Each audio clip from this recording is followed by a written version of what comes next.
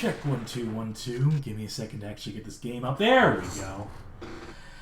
Oh boy. Welcome to the stream, everybody. Welcome to the viewer poll stream where I decide to put up some games I actually enjoy playing. I put them up against the bad game Roulette, and just narrowly, I almost got to play Stalker Shadow of Chernobyl for a stream. I almost got to play one of my favorite games of all time. Instead, we landed with something pretty good. I mean, I'm not going to get mad about Golgo 13. I might get a little mad at the fact that my fourth option, which was bad games, just any one of a bunch of bad games, it was a tie between Golgo 13 and that somehow, so it's good to know where I rate in the grand scheme of things. What people want to see from me is this suffering, and, you know, it's self-fulfilling prophecy. I run a bad game Hall of Fame, so it's... Anyway, this is Golgo 13, the arcade game. Golgo 13 is a long-running, I think the longest-running of all time, manga of all time, which has had anime adaptations, has had some movie adaptations. Golgo 13, professional hitman extraordinaire, the man who can make the impossible possible.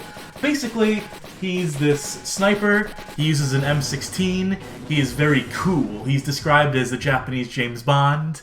That's really very inaccurate. Not very close at all, but look at that. Look at those eyes. Those eyes can stare a hole right through you, but he doesn't need to do that because he can just shoot you instead, and that'll also put a hole through you, as it turns out. We're going to start this in just a second. This game was released in 1998, by the way, to answer Video Game King's question. We're doing this on MAME. You probably guessed as much, but I'm not playing with... this cabinet would have a sniper rifle, an M16 sniper rifle attached here, similar to a silent scope. In fact, that's basically what this game is most similar to. So you see here, we can't really see much. If I right-click, if I were to look through the scope here, if I were to activate the scope, we can go into this view here. I should mention this game is in Japanese exclusively. It did not come out in the States because we are not as familiar with Golgo as Japan is. We are not as enamored by him. I will also mention that all of these missions, I think one of the cool things about this game presentation-wise is that every stage opens up with panels from the manga with this sort of slideshow presentation basically demonstrating the issues of the manga where they take the mission structure and inspiration from. Basically, every issue of the manga, every episode of the anime is set up where Golgo 13 is hired to do some sort of job, or at least most of the time. There's a few where he isn't hired, where things just happen around him, he has to sort of intervene. But for the most part, he is hired to do these jobs for exorbitant fees. They require him to make what people consider to be impossible shots, but because he is the man who makes the impossible possible, he makes it happen. Golgo 13, by the way, one of many aliases for Duke Togo, which may also be an alias for all we know. I couldn't tell you what the actual... I've read a lot of the manga, and I've watched all the anime and all the movies. I don't remember exactly which episode or issue this is inspired by, but I'm going to go ahead and whiff the first shot of this entire gameplay demonstration. We're going to open on a really bum note and fuck up. Now we're in the negative money. I'll have better luck with this one. The real Golgo 13 would never miss shots, to be clear, but I am not Duke. Even though I can't read these introductions, I will let them play out for anyone who's possibly Japanese literate in the chat, or just to show off like the cool art here. Again, there's very limited amounts of this manga translated, but from what has been, I've read I think everything that's been made available over the years, whether through fan translation or official releases. I really do genuinely enjoy the series. It's very problematic. Particularly Duke's very one-sided relationships with women, where women just basically throw themselves at him because he's supposedly so sexy and the best at sex. There are panels in the manga and character descriptions which go out of the way to stress just how great Golgo's dick is. And whenever you see a sex scene, it's literally just him lying down in bed as women thrust and do stuff on top of him. So... take that as you will. A lot of that. Very consistent theme in the manga. Question. Wait, if you miss just one shot, you lose the mission? Yeah, Golgo only needs one shot. He only needs to bring one bullet for his M16. Anything more than that, and he's basically just At that point, why would you hire him if he can't do it in one shot? He's the man who makes the impossible possible. That said, this mission will give us a few more shots.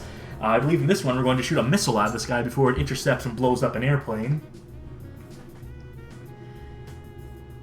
So this one will give us as much ammo as we need to shoot down this missile.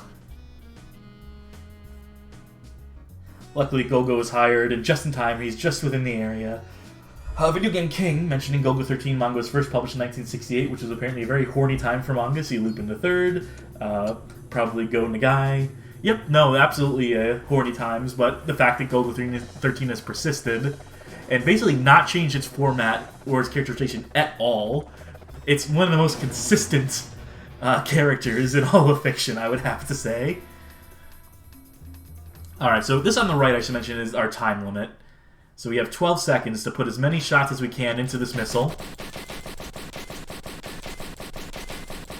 And I'm not going for accuracy here, I'm just going for sheer volume of bullets. And that will save the day in this case. That's a pretty decent grouping for what I did hit, not counting all the odd whiffs. If you see this percentage here, that's basically our health. If we fail a mission, we're liable to lose anywhere between 80% and like 40%, or even some will lose 100%. Of our health, of our reputation meter, probably is what it is. But if it goes below 0, that's obviously when we game over, need to continue. So completing missions successfully, and the more accurate you are, and the more timely you are in accomplishing your shot, that will recharge your reputation. That'll basically bolster that and allow you to keep going. I don't know if this will be a 1-credit clear. It probably won't be. When you game over and have to continue, it resets a difficulty. Basically, the more missions you complete successfully, concurrently, consecutively in a row, they do escalate the difficulty of it. They make certain timing, they give you less time. They change the animation so you have less window of opportunity to hit what you need to hit. They do pretty clever things to make the game that much harder. So I would love to see a genuine 1-credit clear of this, because I imagine that'd be pretty skillful. This one is just about leading the shot. That's a relatively simple one there. So the health applies more to Golgo's career than to Golgo himself, asks Video Game King. Yeah, because this dude's invincible. This dude gets shot, like, in like half the issues, I think. But he just basically shrugs it off. I should also mention, okay, perfect actually, perfect. From the chat right now we're getting, How Do I Even Exist says, okay, I just realized that I've been consistently mishearing Golgo as Gogol. Thought his name was a reference to Ukrainian author. Well, Golgo, I was about to say even, so this is really perfect. Golgo 13 refers to the hill of Golgothan, which is the hill that Jesus was crucified on. The 13th hill in the Golgotha region is where, historically, it is believed that Jesus was crucified, and so that's part of why Golgo's branding. There's, you'll see certain images if you look up Golgo 13 of a skeleton with a, like a wreath around the head, like a thorn crown is what it is, obviously, it's Jesus. And in some of the NES games, because there are a couple NES games attached to Golgo as well that vary in quality, one very good, one very ambitious, I'll say. But I believe the intro to Mayfact Conspiracy is one that shows a graphic of Jesus' head getting fucking blown off. Skeleton Jesus' head getting blown off in particular. So that's the level of edginess we're dealing with here. I don't know who this dude is, but he's gotta go. That's kind of the thing with Golgo, is that, you know, he's an assassin, which means that the contracts he takes, sometimes these people are, you know, criminals, sometimes it's criminals taking out other criminals, sometimes it's criminals taking out government officials who may or may not be corrupt, sometimes it can be someone completely innocent. It doesn't really matter to Golgo as long as he's getting paid for it. That said, it's not all murder. I could do this mission. I will probably fuck this mission up very badly. In fact, I'm going to do one of my save states here, because I do want to attempt to get this right. I'm going to give myself a few tries on this. Yeah, I think some of the best Golgo 13 stories, as a matter of fact, are ones where he's not killing people. There's one that I don't know if it appears in this game or the second game, the sequel to this game, where he needs to shoot a violin string mid-performance to embarrass a violinist, to embarrass this concert violinist on the behalf of a previously embarrassed concert violinist whose string broke mid-performance, and he's so jealous and he's so filled with rage that he wants to sabotage his peer in his field, and Golgo is the means to do that. Of course, in the manga and the anime, the guy who gets his string broken, he just resets his string. He just retunes another string to continue playing. So Golgo did exactly what he's asked to do. Doesn't always mean that the client's happy afterwards. And here is an example of us needing to shoot the heel off a shoe. But because we're on such a hard difficulty level right now, because we haven't game overed or gone out yet, if you're like playing on the easiest level, there's a point where she will just literally stop and you have like a full second or two to shoot the heel off. This time I shot her in her actual heel. I shot her in the actual... Actually hit flush there. Let's see what happens if I really just fuck this up. Absolutely not what I was asked to do. Yeah, so that one's gonna cost me.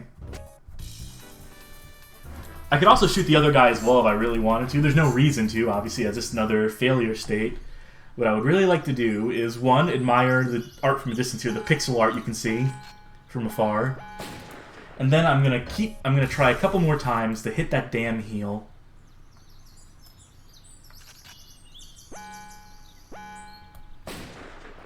Yeah, I don't know if this is even possible on this difficulty level, to be honest. I mean, I'm sure it is. Sounds like Golgo is an example of the kind of hard stoic at times immoral masculinity you see in Japanese characters. Yeah, absolutely. He's prototypical for a lot of that stuff. We're gonna not try on any more on that one. Let's just continue. Let's try this mission here. A big thing about Golgo is his custom M16. The M16, for those of you who aren't gun nuts, I'm not either, but I happen to know at least a little bit. The M16 is not a particularly exciting or great platform, combat platform. It's not a great gun, in all honesty. In the Vietnam War, when it was first introduced, the original model of M16 was a piece of shit, to be honest. The AK-47, if you hear people compare the M16 and MK-47, it's because a lot of that started in the 60s and 50s, where the M16 was so vastly inferior. And though there have been iterations on the M16 to get up to, like, what, the A4 or A5 now, Golgo uses, like, an older model, but it's, like, always... His rifles are always very, like, custom tweaked. And just the fact he's such a miraculous shot. So this mission, these are other M16s we're going to have to shoot. I'm guessing that these guys have attempted to copy Golgo's style of M16. And so we need to destroy... Did we get it all? Yeah, we did, okay. Last second. Though I did miss a few shots. I didn't have to kill those dudes. In fact, I probably would have gotten more points if I hadn't. If I had just hit the rifles, but, you know, it's tricky. And I should mention that playing with a mouse here, not advantageous to me. I feel like I have a lot more luck with an actual light gun setup, with an actual light gun platform in arcades. Like, I love rail shooters, I should mention. That's one of my favorite genres. Right below, like, the standard first-person shooter. Right below, like, an actual, like, free-form first-person shooters as you envision them, like a Doom or what have you. Right below that is the rail shooter. What can I say? I like first-person shooting, and I don't like guns. I hate guns. I detest guns in real life, but something about shooting in a game, that direct control, that precision, that clicking, and that direct action, that one-to-one control over stuff is appealing to me. So I play a lot of these games. This one is about scoring a headshot in a very particular window here.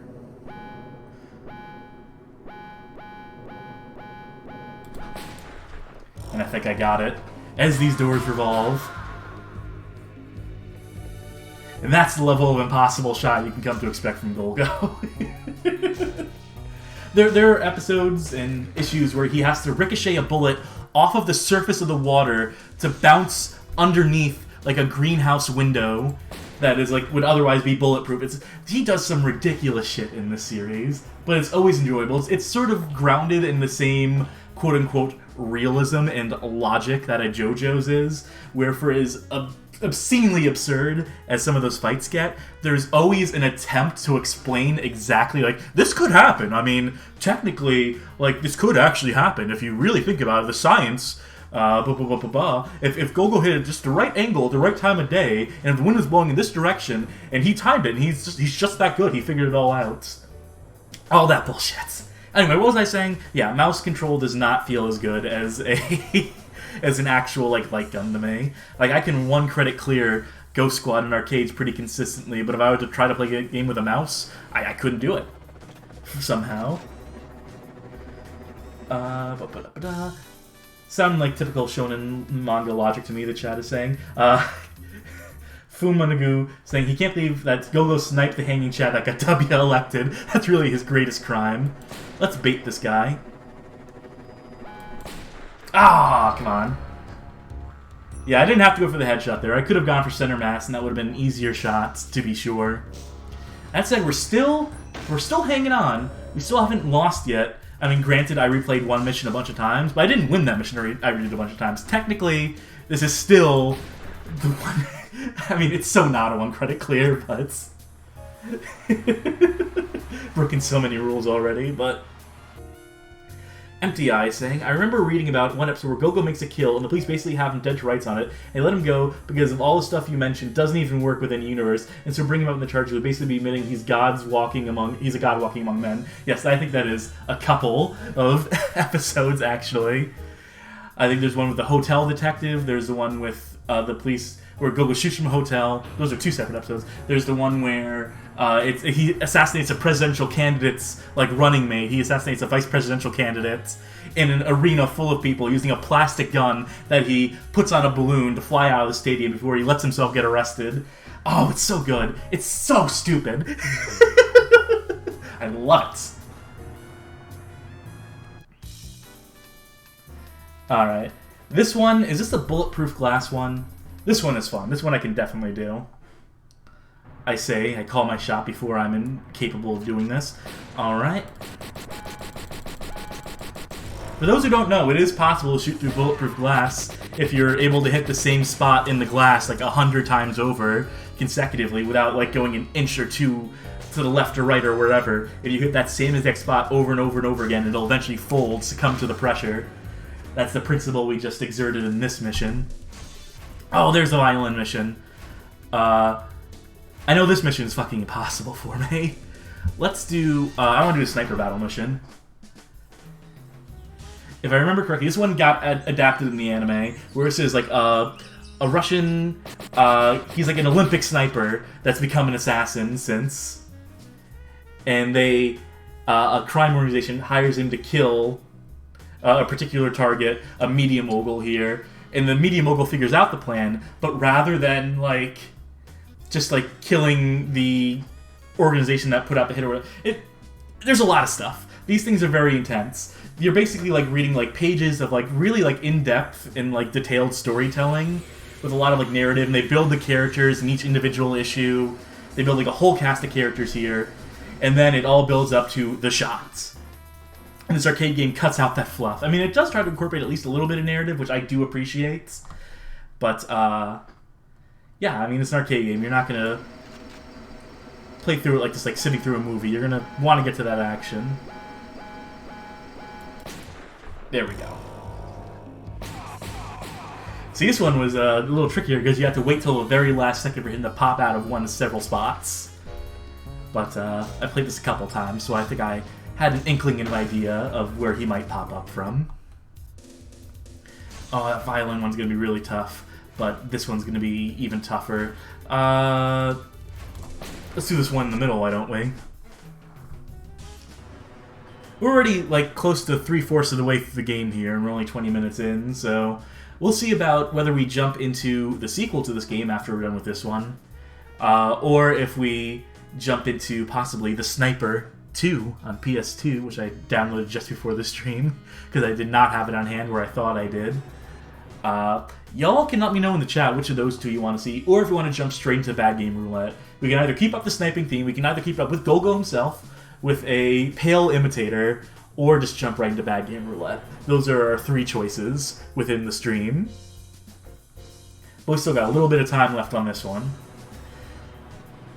So I believe this is one where we are waiting for... We basically commissioned a building to be demolished because the targets are almost never outside, or like are stuck in this building, basically like reside entirely in this building, and the only way to get a clear shot at them is to demolish this fucking building in front of them.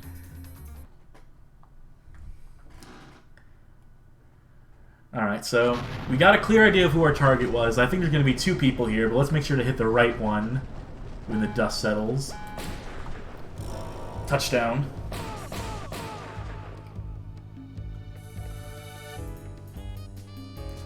I haven't mentioned this screen where it grades you on how close you got to like the perfect like center fire shot. You get points for hitting the chest as well, you get credit for that, but not nearly as much.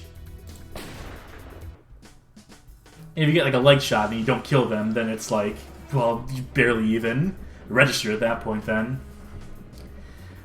This mission, this is an example of an incidental thing. While most Golgo stories revolve around him getting hired to do a job, I believe this is one wherein he's just trying to live his life. He's just trying to have a day off. But fate conspires. And he's got to save his own life as well as the lives of all the passengers and so forth. I should also mention that something that isn't touched on in this game because, just the context, the revolver. Golgo is also a master fucking quick draw with a revolver, with a 6-shot revolver. But obviously we are stressing the sniping in this game. Video Game King, wait, Golgo's supposed to be an assassin, right? Isn't he? An assassin is supposed to be discreet with their work, so why is he using a murder method as conspicuous as shooting the target? I mean, he does it from afar, and he needs to have a reputation as well. He needs to continue his reputation as the best there is, the best there was, the best there ever will be. So he has calling cards. The government is aware of who he is. In fact, the government often hires him to do their dirty work for him. Alright, so... Oh, I actually got it! I quick saved thinking I would need to, but there we go. We saved the train. I mean, granted, it still got buried by the avalanche, but we didn't die, and that's the key thing. That's the key point here. Alright, and with that said, we can just jump right into the violin one. This is the one I mentioned earlier, the one I tried to explain the plot to. People mentioning in the chat. I'm curious what the Golgo imitator is. There are actually multiple stories about people who are either attempting to imitate Golgo, pretending to be Golgo. Clones of Golgo 13 come out of the woodwork that get created by... In fact, in the NES game, Adolf fucking Hitler clones an army of Golgo 13s to try and stop Golgo 13 from assassinating him. Yes, Golgo versus fucking Adolf Hitler, the leader of quote-unquote Smirk. That game... Not great, but God is it... God is it awesome. This plot-wise. Cryogenically frozen Hitler, as it was popular in action movies of the time. Anyway, let's see if we can hit this violin string. Again, admire the pixel art here briefly.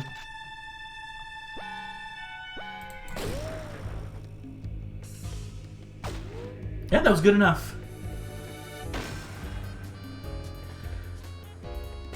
Good enough. Like, in the anime, it shows Golgo watching a recording of his performance, like, 1 billion times over for hours on end on loop, so we can figure out the exact moment where the violinist raises his violin at just the right arc to where Golgo can make it look like the string broke naturally rather than being shot at. Because that's the whole point of this particular quote-unquote hit. Not really a hit so much as a target that needs to be acquired. People saying I was referring to the game imitating Golgo, but that sounds fucking amazing, referring to the plot of the NES game. Yeah, I mean, don't get me wrong, I love both the Golgo NES games, Mayfac Conspiracy more so, because it's more of a tightly structured... We have an intro, one of our pre-show bumpers is a combination of Mayfac Conspiracy assets with the original Golgo 13 NES game, Top Secret episode. It's a miracle that those games even came out here in America, and that's where a lot of the... He's like James Bond advertising came out of, because rather than advertising that Golgo was an assassin, when it came time to advertise Top Secret episode, they're more like, he's a secret agent. You know, like a James Bond. So you get some misconceptions in that way. Alright, this is a straightforward one. I think we're just going to shoot this diamond out of this man's hand.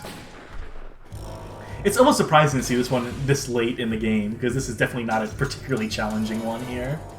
But the last row of story missions here, the last row of targets, I believe some of these can be pretty tough. But so far, we're back to 100%. We failed, like, what, like 2 or 3 missions thus far? I think we failed, like, 2 or 3 targets. This is a tough one. Let's do the horse. Video Game King. That was definitely the era when people outside Japan had no idea what to do with Japanese media. I mean, bless them for even trying with Golgo 13. That's a NES game, by the way. The same one that has Hitler in it is also one where Golgo 13 bones down on a lady, and you see it like from a silhouette, like Dr. Jekyll and Mr. Hyde style. Or at least the Japanese version of Dr. Jekyll and Mr. Hyde. In the Japanese version of Golgo 13 Top Secret episode, you even see that lady stripped naked, and then Golgo 13 turns to the camera and gives like a wink and smile. But you'll have to look that up on your own time, obviously.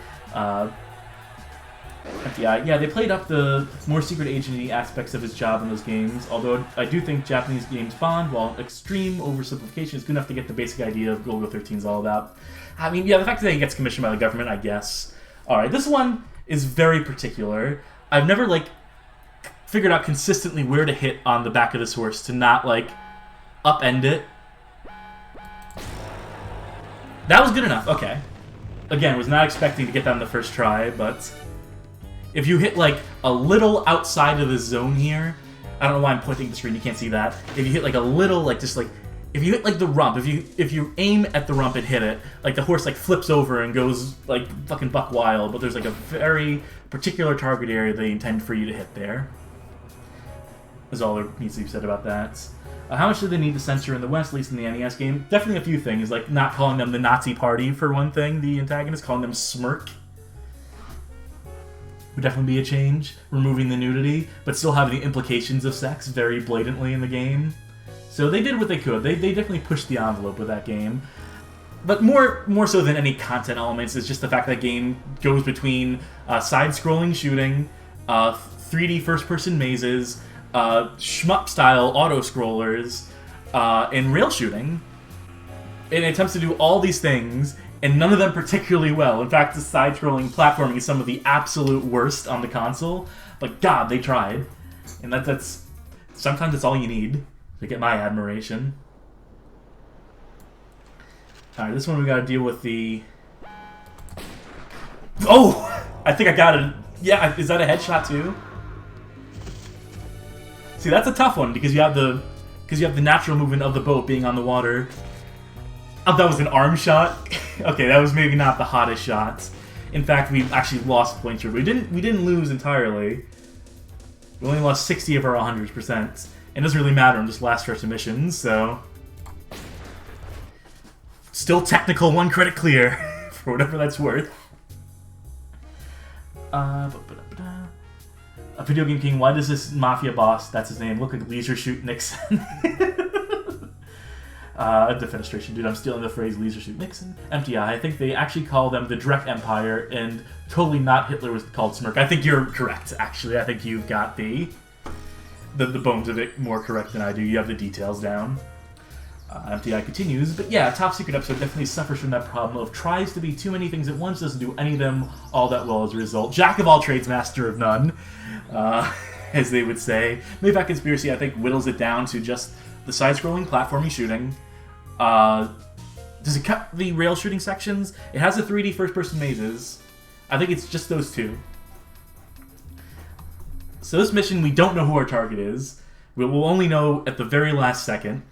So I believe this is the 4 corners that we toggle between here. Let's figure out. These are our players.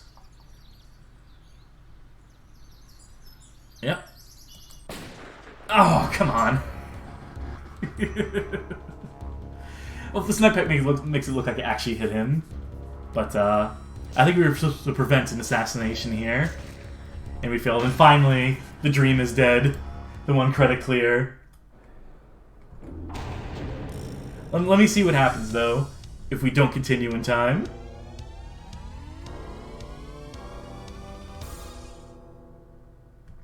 You get the idea.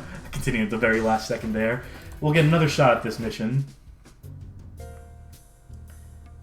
We've seen this intro cutscene. And now you'll see the game's going to give us significantly more time. The target's going to move significantly slower. It's actually a shame I messed this shot up the first time, because this is such an easy one. This is like basically a gimme. Will it be the same guy twice in a row? No, it will not. Here we go. At least we had time to line up a perfect shot that time.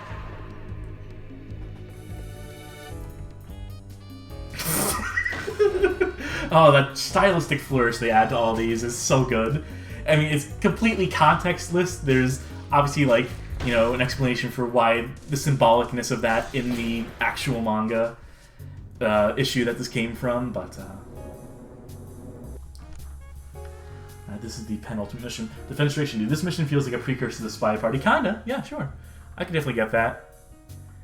Like, I compare this game to Silent Scope because that's obviously the direct analog in terms of the technology, in terms of using an actual rifle peripheral with a scope and a screen built inside the scope. But, you know, Silent Scope, for much as I love it, didn't have missions structured in this way. That was more just a straightforward rail shooter where you're going bouncing from target to target to target to target to target. Whereas this is like sets every single individual shot up. And the stylistic, I think this game has style in spades. And then you see the sniper, the Simple Series sniper games on PS1 and PS2, and they ape this format, like, very directly.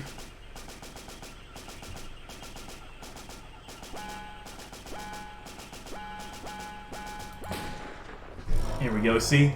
The challenge with this one is that, one, he came out late, and two, we were waiting for the flare, the light of the flares, or for the gunfire to illuminate the target so we could get a better shot at it. But, you know, well played me. Now on to the special stage. The final stage. This one, you don't even use the scope for in the first part. This one, we're going to face a whole army of dudes. I can't remember the context for this, but I do remember, I think this does translate into the anime at a certain point. Video Game King. Was Namco expecting players to be familiar with these plot beats in This Is Greatest Hits, i.e. playing off the most remembered parts of Golgo 13? Were the earlier chapters of the manga still in circulation at this point? I swear there were Tokobans, or whatever the word for the omnibuses was. And yes, Golgo 13 is a cultural force in Japan, so players would very likely be familiar with a lot of these scenarios. So yeah, this mission breaks from format. We are just mowing down dudes. We're not even scoped in right now. It's just a matter of quantity over quality when it comes to our shots.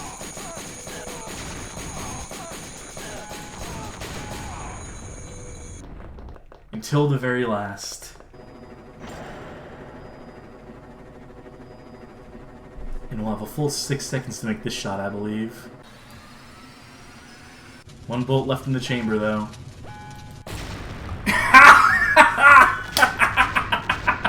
Oh, I love it. One bullet to blow up a fucking helicopter. Oh, and that's the best pose. That is the coolest shit. Like, come on. That's so fucking dope. And that's it. That's about a 30-something minute game. With one continue. You know, not bad, all things considered.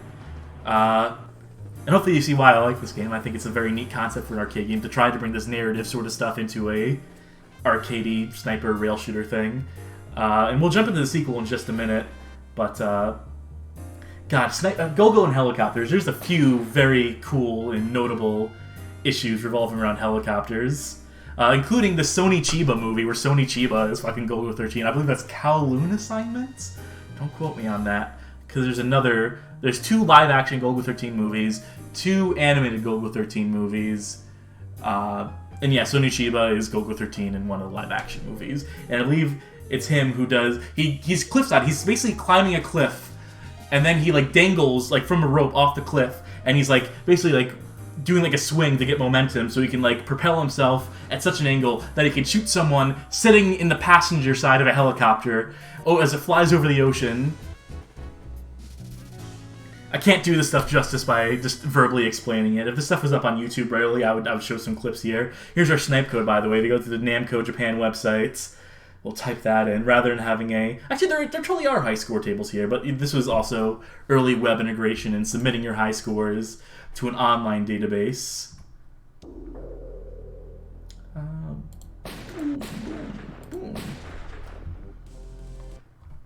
Bad has been my arcade initialism, even before I had the site, just because I thought putting bad in would always be funny. and it is.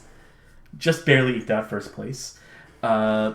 Video Game King reminds you of that one Rogue Agent speedrun where the player runs out of rockets mid-helicopter fight and takes it down with a single pistol shot. I have like a GIF of that, or a GIF of that. I've been trying to say it both ways just to mix things up a bit. There's a GIF of that in the Rogue Agent article we wrote, where I just take I think I use like a mid-rocket and then I give up and I shoot down with a pistol shot later. Anyway, yeah, that's the first Golgo 13 game. And I believe we voted for jumping into the Squeakquel at this stage. And this should load up on screen in just a second. Let's load. Because for this game takes a while to boot. If we just sit through the whole like boot sequence, I'd rather just like get right into it. The Fenestration dude, classic Half-Life, also lets you shoot down a helicopter with small arms if you wanted. Sure. I should also mention another thing I'm trying to do. I'm trying to improve the quality of these streams in general. So I'm trying to actually read chat member names. So we actually have attribution to who's saying stuff, so it doesn't just sound like in the archives me coming with a bunch of weird jokes in the middle of my gameplay. Did you just say Squeakquel? Possibly. Perhaps. Alright, this says... actually, this sequel has a few repeat missions, a few like remixes of those missions, and you'll see a lot of the same like tutorial prompts here. I don't know how much later this version of the game came out. Let's quickly go through the tutorial there. People are really hung up on me saying Squeakquel, huh? It's I mean, that's just what you call the second installment and things. It's a Squeakquel. So we're gonna jump into this.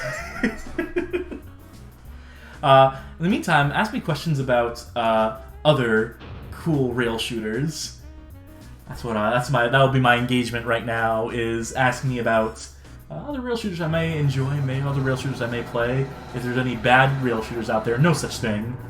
But maybe you can argue that one is not good, and I will tell you why it is actually good. As we sit through these story beats. I think one of the best things about Golgo 13 is the fact that, despite the fact that it's running for, what, like 50 years at this point, that these stories are have always felt contemporary, and that, in taking some of the manga issues, some of the manga volumes, and redoing them in the anime, it feels like they don't miss a beat with it. That you can just, update these concepts very readily and quickly and easily. Okay, I should have had that dude, several seconds ago. This was not my most accurate shooting. I think I half my shots there, but whatever. All that matters is that I got all the targets. How do I even exist? Typing of the Dead is the only rail shooter I actually have a distinct memory of. If that even counts. I mean, sure. South of the Dead too, but you took out the shooting for typing. I mean, sure, everyone loves the Typing of the Dead, right? The diving mission appears here. Defenestration dude. I think the only rail shooter I've played was an arcade thing with a pair of secret agents. Could be confidential mission, or it could possibly be Silent Scope 2, because that has a plot revolving around dual snipers working together. Plus technically some mini games in Spyro 2 and 3. Sure. MTI. So what is the PS1 era Sailor Moon animation you have going on the top right corner of the stream? Probably not a rail shooter. No, it's a Sailor Moon rail shooter. That is the 3D Adventures of Sailor Moon, which is a American-made, USA-made, multimedia disc CD-ROM game from the late 90s that had some quality 3D CG animations. That is part of the intro, that is part of the OP, as it were, to that game.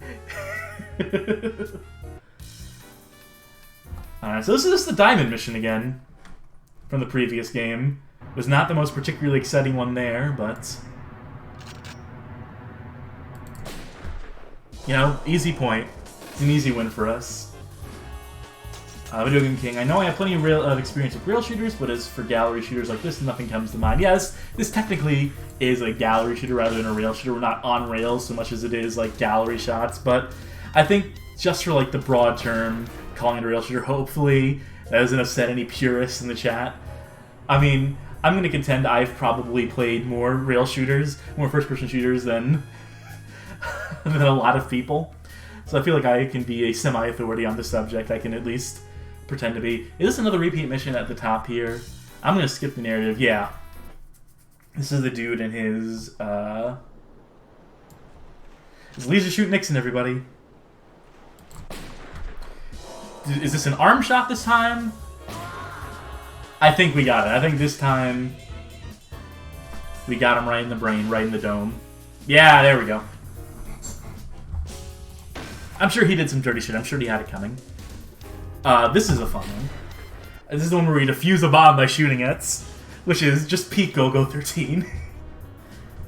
There have been several attempts to assassinate Golgo 13 over the years, by bombs in particular, as well as like plenty of people trying to shoot him, getting into duels with him and stuff. But there's one where they put a bomb in a bowling ball and try to blow him up in a helicopter. I think actually Golgo may have been the inadvertent victim of that. I think they were trying to kill the person who initially hired Golgo in that one. Technicality. But this one, it might also be the same thing. I can't remember the specifics of it, but we're going to shoot this bomb as it comes down an elevator shaft down towards us. Defenestration, dude. This is actually pretty cool, the hit detection on PS1. Should mention, this is not a PS1 game. This is a arcade game. Hence the credit counter in the bottom right. And the coinage and so forth. Empty eye sounds. I see no problem with this method of bomb defusal. And I wish it would work in Counter-Strike. That would have saved me a few fucking matches in that game.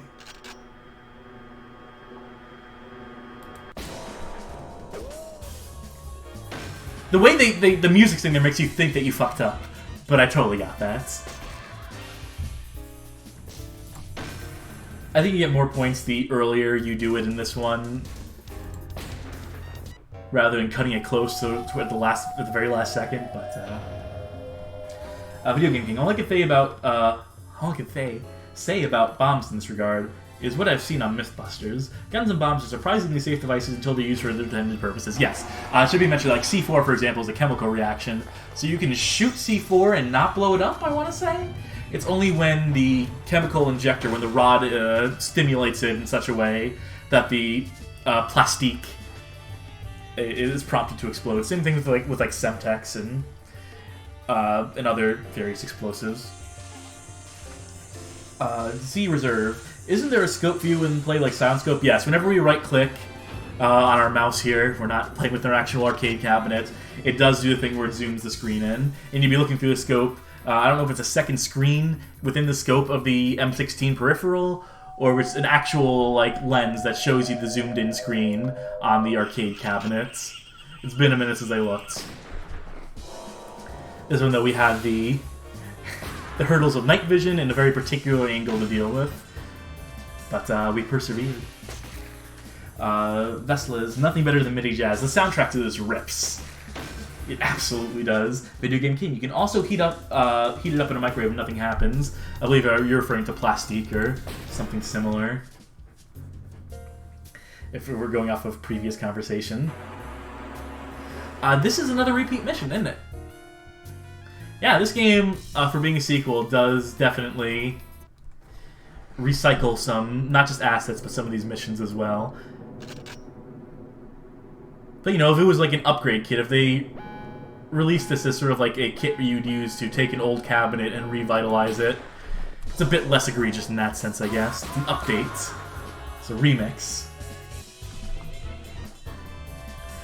Yeah, it's a fairly easy one. Oh, we have our nemesis in the fucking heal mission again. Let's just do it. Let's miss it. We have full reputation meter. We have 100% right now, so I can whiff this and not feel too bad about it.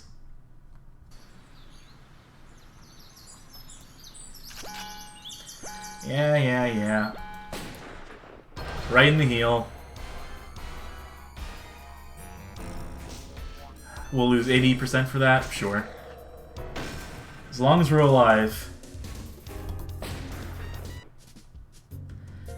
Again, if you're playing on the easiest, if you're starting from a new continue or whatever when you get to that mission, they make that one piss easy for you because the lady just stands still on the steps and basically lets you calibrate and nail the shots. Is this a repeat one? The pistol? I don't remember the portrait. I don't remember the thumbnail for it. I'm gonna let this intro play out just to be safe.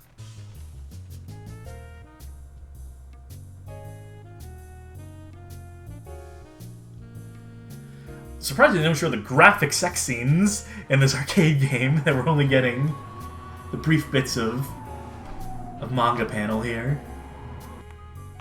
This is the Hotel Detective one, though, right? If memory serves. This one was adapted in the anime as well. Okay, no, this is a new one. I know what this one is. I think we're gonna let a dude get killed here so we can get a better shot. I think we need to just protect the lady on the right, where this lady on the left is holding a guy hostage. There we go. Golgo doesn't care about collateral damage. I think particularly in the not-so-Nichiba movie, the first Golgo 13 movie, he lets an entire, like, row of women who have been captured by some cult or crime organization, like 6 ladies in a row get executed while he continues to hide in the shadows. Basically, like, you know, Golgo 13, come out or we'll keep executing these women, including, like, a couple women he slept with, and he's kind of just, like, not giving a shit, just waiting for that perfect shot, and it's letting these basically innocent people get killed. That's Golgo. He's not a good person. He's kind of a dick, as it turns out.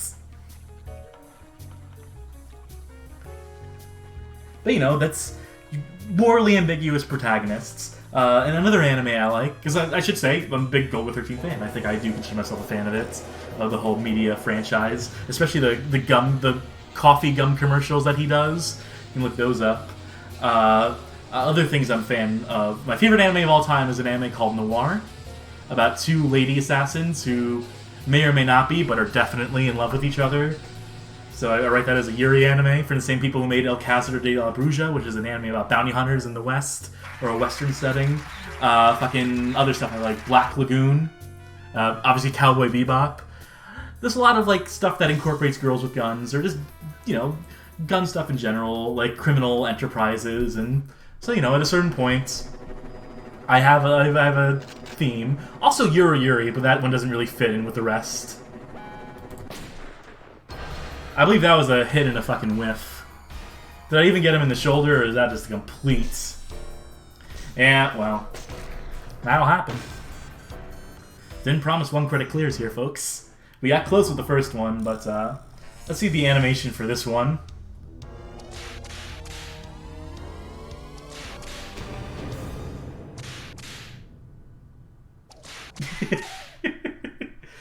Insert coins to continue the whipping. People saying this game rules. Yes, it does, I should mention. People linking to Noir on Funimation. Yes, watch Noir. Oh, people explaining. They want to play, the Finnish Racers explaining they want to play a game they actually liked for once. This isn't really a bad game. Yeah, that's guilty as charged. I do like this game. We did a poll. I put some games I actually like on it. We could have been playing Stalker Shadow of Chernobyl, but I'm not mad with this. I'm using this to catch up on chat, so sorry to watch this intro again. I remember reading an episode about the anime or the manga where the Pope gets kidnapped and Golgo actually refuses the mission until the church reframes the mission as from rescue the kidnapped Pope to kill the people who have kidnapped the Pope. Because, yes, Golgo 13 strives for honesty from his clients. He wants his clients to be transparent in their goals. And I'm sure the Vatican was trying to dress it up as nicely as possible. So, yeah, that's Golgo 13. That's not in the anime. That's going to be a manga exclusive. Easy 8 saying this would be sick with the actual cabinet scope. Oh, yes, it would. I would do some dirty shit to have that cabinet in my house. It only just now occurs to me that Solid Snake and Kojima's portrayals of masculinity feel they take a lot of inspiration from stuff like Golgo. I mean, typical shonen protagonist sort of stuff. But sure, Snake being a bit colder than most. What am I doing? I don't know what it is about the vibration in this one that's throwing me off, but it doesn't matter. We don't have to do this one again. I didn't claim I'd be excellent at this. So this is going to look familiar too to all y'all who've been here in the first 30 minutes. We're doing the ending to the previous game as the midpoint of this game. So this won't be any fancy sniping. This is just...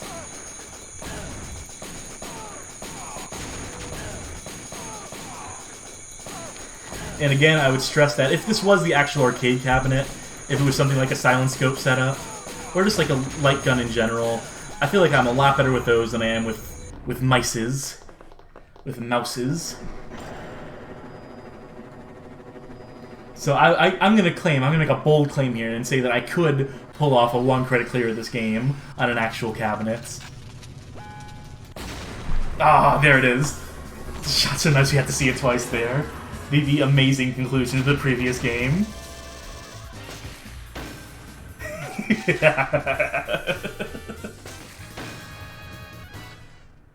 As I said before, it's dope as hell. Alright, now we got some new stuff here. We can do that shitty horse mission again, but... Are we going to assassinate a dog? We're not going to assassinate a dog. The dog's going to be instrumental to who we assassinate, though. Video Game King asked, where is this mission supposed to take place? China, based on the flag? South America or Southeast Asia? The building the clothing? It's not entirely clear. It takes place in the generally ambiguous land of guns and bad guys and people that need to be shot. The title of this mission is Hunting Dog. Yeah, so if I remember correctly, we're assassinating someone who has a reputation as a hunter, and they bring their dog along with them on their hunts, as you do. You know, you bring along a tracking dog. And we're going to figure out who the actual target is based on who the dog runs to. Because the dog's going to gravitate towards its owner.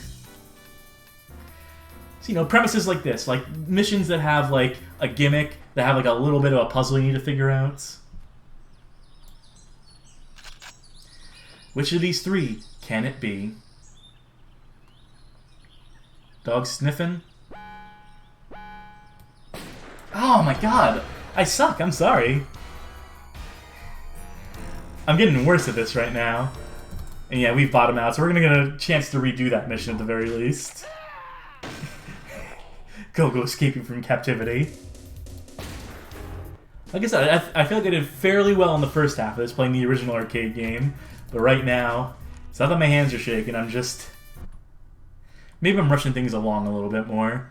Maybe I'm not taking as much time. And I can't just assume it's going to be this guy again. We're going to have to wait for the dog. The nose knows. There we go.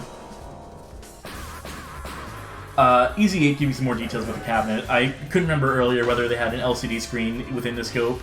But no, they've cleared up the other theory I posited before. That yes, it is an actual scope within the M16. An actual magnifying lens within the scope for the rifle you put your eye up to, and doing that triggers the LCD screen that the game takes place on, the actual arcade cabinet, to do the zoomed-in view for you. So it's like a pressure-sensitive or button-based thing. Defenestration dude, would a spy party stream ever be possible assuming you find someone to play with? I mean, anything's possible, but, you know, my gimmick is playing bad games, and I feel like that's not, like, a particularly bad game. I mean, there are plenty of streamers that do, like, a Jackbox for you. You know, I don't know if I would necessarily do Jackbox here, for example, because I'm thinking about games like that incorporate the stream in a sort of party capacity. I don't know. Possibly, if it's something that people want. Y'all can let me know someday. Right now, I have the stream pretty blocked out of my mind. At least vaguely, so... But, is this... I think this is a reskin of the previous mission. Of a mission for the previous game. Where, yeah, they literally just, like, swapped out the models and textures here. Thank God I can actually get a headshot going again. Roy Story just posted Golgo. Yep. Welcome to the stream. Sorry, don't mean to single out that way, but... Is this the horse mission again? Yeah, we saw this one the last time.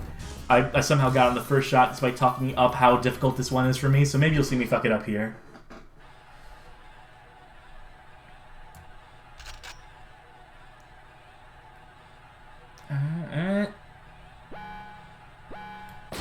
Yeah, there we go. See, that one hit, but it didn't hit in the right spot. It didn't hit in the right part of the hindquarters, so it caused the horse to go ass over tea kettle. But if we had been a bit more precise, you would have seen what happened the first time around we did that mission. Yeah, in the ideal version, we don't kill the horse. I feel like the bullet just passes through them or something, because the horse finishes the race in the ideal version of that shot. Some more story for y'all. This is one... did I pick the water skier one? Because that one is very conceptually funny as well. I think that's it for the animal abuse in the stream, though, so... just the one, and I did it wrong. I caused unnecessary harm I didn't intend to, so I apologize for that. Oh, the sound of wine uncorking in this. Easy 8 going into further detail about the M16 mounts for the arcade cabinet, the fact that it uses an actual Tasco rifle scope. So yeah, they went all out with the furnishing for that cabinet. Which, you know, it's kind of what you want if you're a Golgo 13 enthusiast. Alright, so this is one of those hits where we make it look like an accident and so forth. Can I do it, though? I think I did.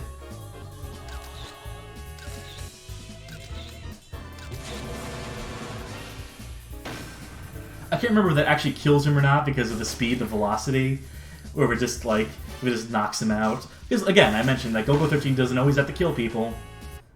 Defenestration Dude. Imagine if Golgo met Doom. It would just be his revolver then. As he kills countless Kakos and Kakodemons and so forth. He can just glare at the enemies and they'll stand down, basically.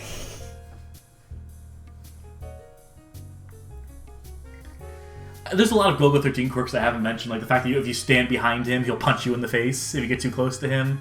The fact that he refuses to, like, enter cars before other people do, that if you open a door for him, he'll just stand there and stare you down until you go in the car first. Like, little quirks like that, stuff he does to make sure that he's not being lured into traps or whatever. If he's ever invited to stay in a guest's hotel, or, like, you know, in, like, a guest bedroom, he will stay awake all night because he doesn't trust his surroundings. I remember a Golgo 13 shirt that says, "Don't stand behind me," says Easy 8. Yeah, there's a line they tried to make a line, tried to make a quote, tried to make a thing in the anime is, "Don't stand behind him if you value your life." So I imagine it probably came out in that wave of merchandising.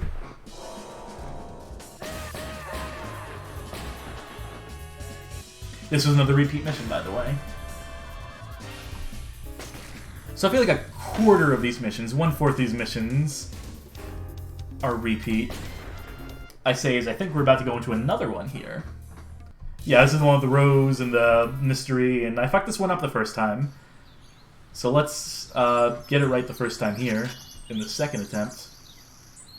There are our players.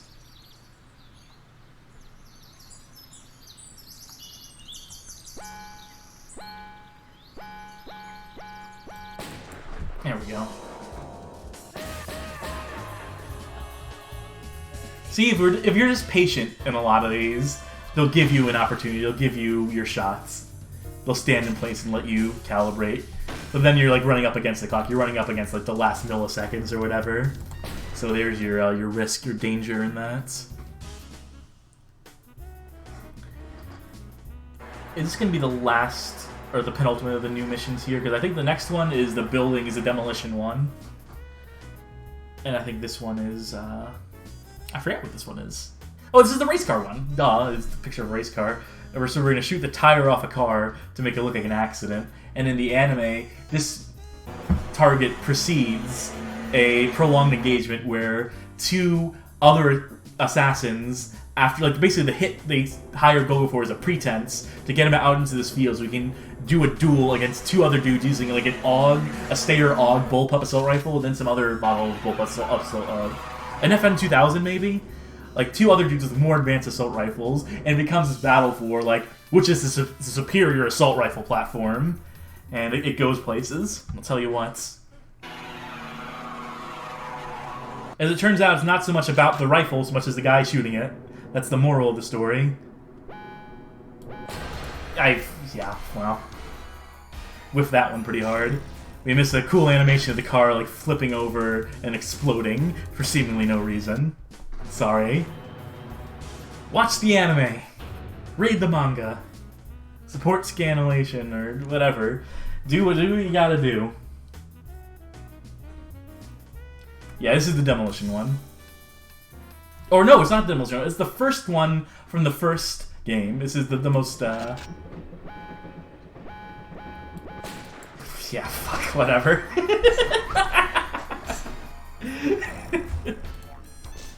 Not on my A game at this current moment. They're gonna make us do that one again.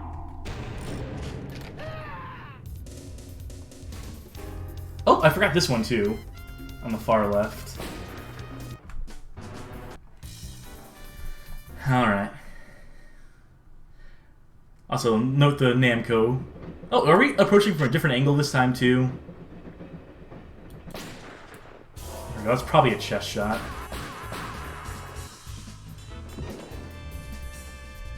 Oh, it didn't even kill him, it looks like. That was a hand shot? Yeah, we'll lose 60% for that. People commenting on the best ways to watch anime on YouTube, which is Video Game King says, watch all your anime on YouTube, upload in 3 parts or with some weird tints so it doesn't get copyright stricken. So you know there's location damage in this game. In case you hadn't noticed. They respond dynamically to where you shoot them. But nice if we get a headshot though, huh? It's kind of what the game wants us to do.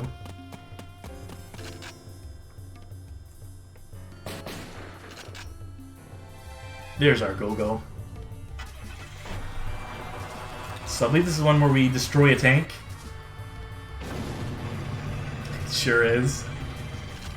And if I remember correctly, this screen here misleads you a little bit. It shows you, like, hit below the barrel. Hit, like, this quadrant over here.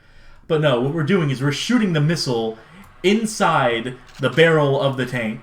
So we need to shoot directly inside of the barrel. Please let me get this one. Yes! That's all it takes.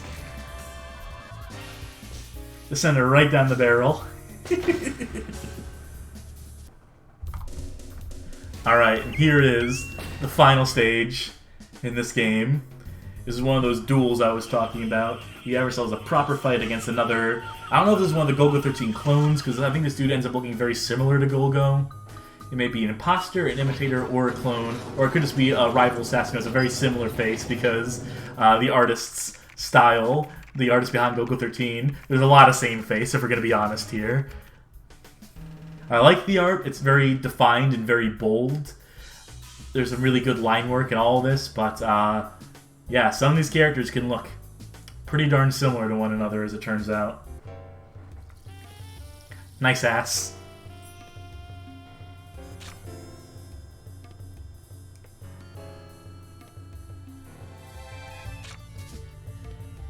Okay, yeah, so not a clone so much, because I feel like this dude has like a more defined chin and so on and so forth. I think he also has like combat like steroid injectors that make him more powerful when he shoots his juice, kind of like a Bane situation. But Golgo's gonna face this dude one-on-one. Oh, that's an awesome face.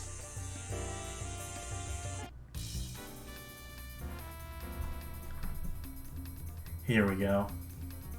And I am going to quick save for this one to make sure that we get the good ending in this. Make sure we get the ending.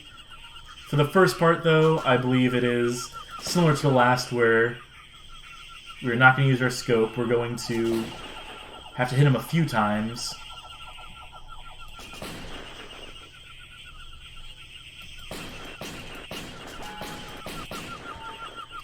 There we go. Oh, that's an awesome pose. And the most anime shit to ever anime. And yet we fuck up. Gotta get that headshot in particular. Nothing less will be accepted. Let's try that again. I could probably do better on this part too.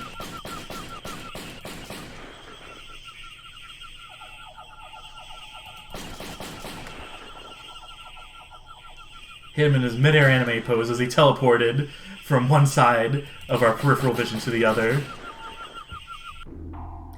Alright, let's go ahead and quick save here to make sure we get... so we don't have to do that part over again in case I fuck up again.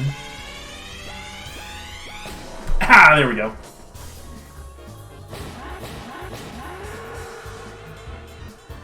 The fuck was that screaming sentence?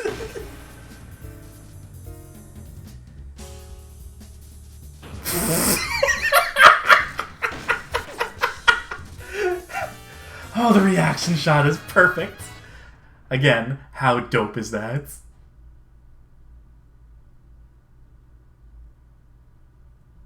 Mission status, sick. It's a C reserve.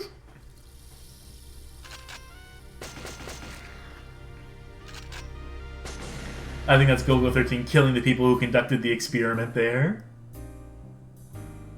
Gibdo Inferno says, I think that screen was the same sound effect as the bowl in Space Giraffe, very possibly. Alright, that's going to do it for the Golgo portion of the stream. I reckon, unless... No, I was about to pitch playing the NES game, but I think I am Golgoed out for now. We're going to jump into the bad game roulette portion in just a minute. I'll let these credits play out in case the credits aren't captured somewhere or whatever. Some for Moby Games furiously, like, scribbling down right now, like, Kenny Yoshiyoko, fuck, it's gonna go to the next screen in a second. Not enough time. Paul Quadruple S says, in any case, an amazing penis. Yes, the famous line in one of the character descriptions within the manga. I alluded to this earlier in the stream, but there's literally a panel when, like a character biography page where it explained, like, you know, Duke's physiology, like, you know, like his muscly arms, and in any case, his amazing penis. Mentioning it may have taken from stock sound library. Easy8 saying, you know, I like this channel. Maybe Twitch algorithm is alright. It's much appreciated. Thank you.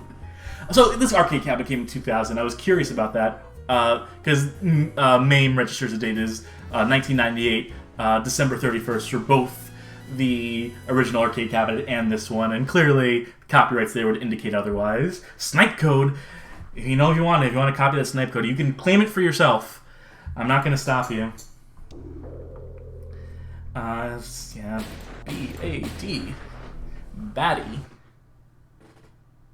Where are we going to rank? Probably not very high, because I had to continue, what, 3 times in that? Oh, 4th. Well, take it where you can get it. Alright, so I promised Golgo 13 in the first half.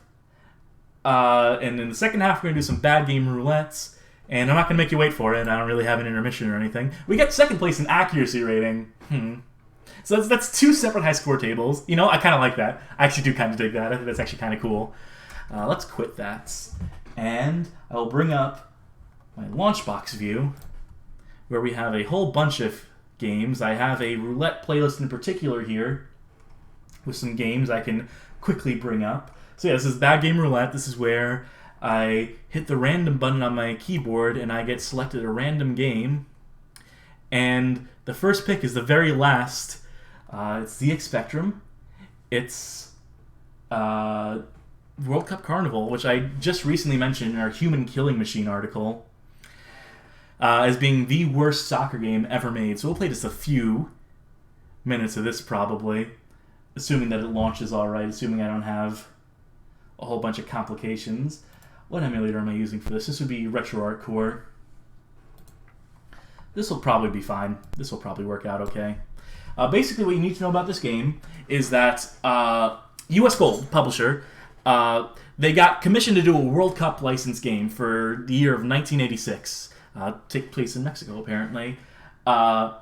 Thing is, the studio they commissioned, the original developers they commissioned to make the game, basically flaked out, didn't get shit done. So what they did was, in a mad scramble, with literal months before the game came out, they found an existing soccer game from 3 years ago, a 1983 or 1984 ZX Spectrum soccer game made by Arctic, or I believe it's Arctic. I'm trying to remember the details offhand here. Arctic Computing. They had a very old game that they redrew just a couple graphics for, basically to update it with some World Cup branding. Re-released that. Magazine reviewers were livid at the time because they recognized what US Gold had done. But because the game had the branding, and because they packed the box full of goodies like patches and stickers and World Cup related stuff, the game managed to recoup its costs. Despite critical scathing, the game was still successful because people were like, well, the game sucks ass. And I've played it before, but there's a bunch of cool stuff in this box. Do I have my Kempston configured? Do I have anything configured here? Yes, there we go. Just one player for now. Game sucks but free stuff. Yes, effectively. And yes, there's a lot of history to US Gold that we're not able to get into here. I covered a lot of it, as much of it as I could, in my article on Human Killing Machine. It wasn't letting me select someone there, so we'll just go with the first team. Not that it matters. But yeah, I sourced the U.S. Gold book, the story of U.S. Gold, a lot in that article, and that's, again, very highly recommended reading. I try to recommend game books when I can, or just game history books. And I should also mention, for Z Reserve saying, All-American, yeah, right, yeah, U.S. Gold, British company. The reason they're called U.S. Gold is because they dealt with imports of a lot of U.S. computer software, like they would convert Commodore and Amiga games to the more popular British microcomputer platforms. Gotta remember how to play this. I believe I've already conceded the ball to the enemy team. Can I switch? Yes, I can. But the pass did not quite work out. Oh, well. Well, give me the goal keep. Okay, now the goal keep plays automatically, and that's good enough for me. But yeah, this looks like a ZX Spectrum game from 1984, doesn't it? As released in 1986. Well, that's Algeria going to give it up. Paraguay going to score. I want to at least get 1 point. Would be ideal. And you may have noticed that the goalposts do not have nets. I believe there was there's a Commodore version of this game. Is the other platform this game came out on? Again, I can't remember offhand, unfortunately. There's a lot of details. I have a small blurb about it in the Human Killing Machine article. But, for whatever it's worth, this is not a great soccer game, not a good footy game. I believe Kim Justice also would have covered this in some capacity in the video about soccer games. And I say soccer, you know what I mean. Soccer, football. I wish there was like a button, the ZX Spectrum having the Kempston joystick having one button on it. We can't press a button to switch between players. I feel like I have to deliberately go very far away and the game will automatically be we're going to switch control over to another player more in the distance. That's a bad goalie to kick it out of bounds away from their teammates. At least the goalie seems to work pretty well automatically, aside from kicking way out of bounds there. But, I feel like most of you get the point with this game, right, by now, right? I already made an animated GIF of this game for that article. That's all you need to know.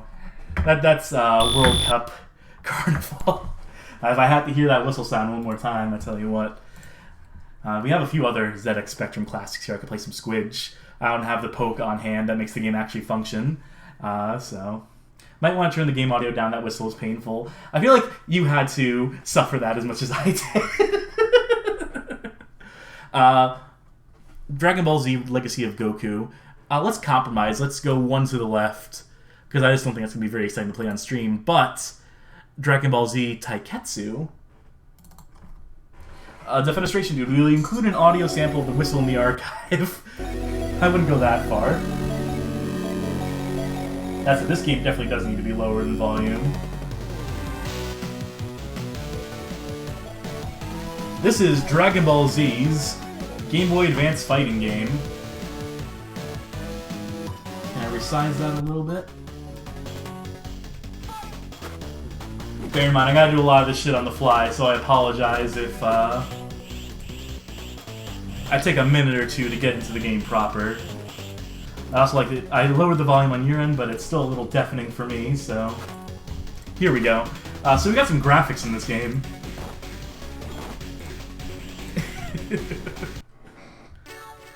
You'll see why I picked this one over Legacy of Goku. Legacy of Goku is not a great game, but this game is a treasure, let's say. Let's do a tournament. I don't know if we're going to go through a whole tournament.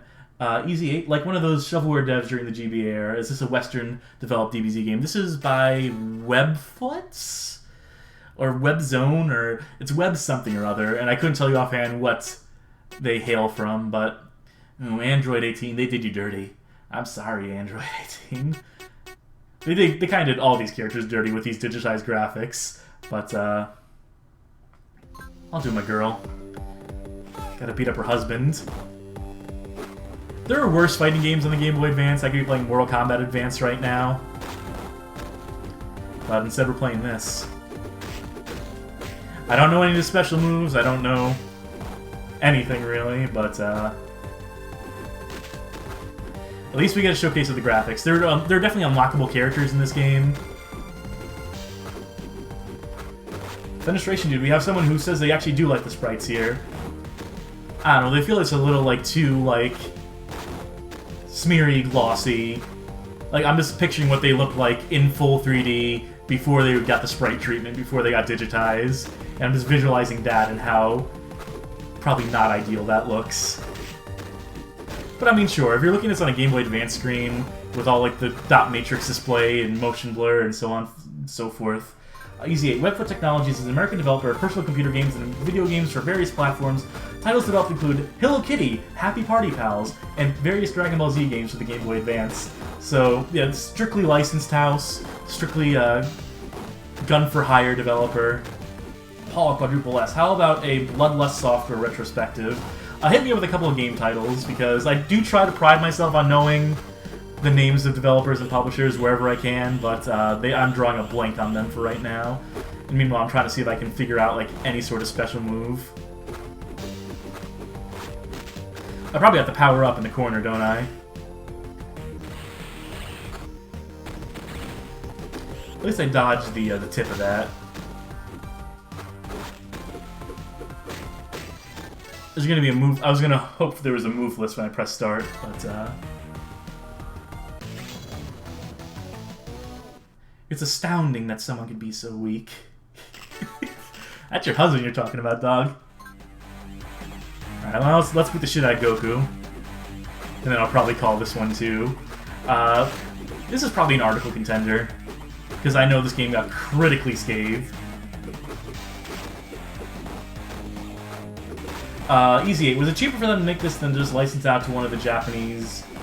to take one of the Japanese release games and just, like, license that out? That is a good question. That's a question for the ages.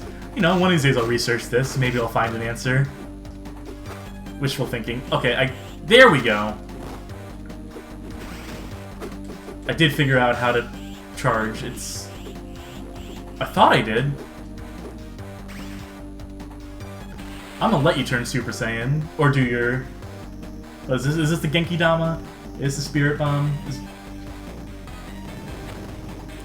That was not quite as devastating as... That's great. I don't know how to fly up there, so I can't follow them into the sky, but... Okay, here we go.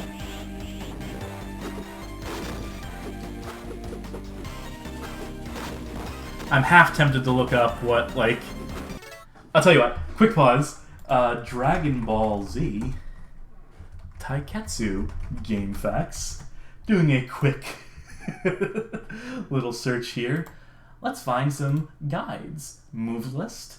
Let's thank German Dragon in advance here for hopefully providing Android 18's level 3 rocket attack. Forward, down, back, forward. Forward, down, back, forward. Plus L. Okay.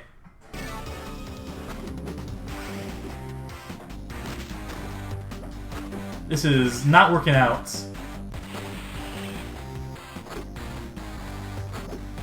I'm not sure if the move is wrong or I'm just not doing it great. I'm not good at fighting games, I will forewarn. Forward, down, back, forward. Forward, down, back, forward. Forward, down, back, forward. Forward, down, back, forward.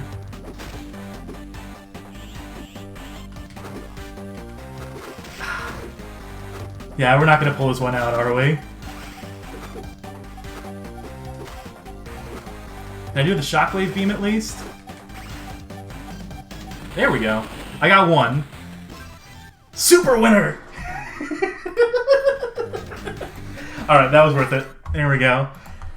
We're not going to get any better than Super Winner, so...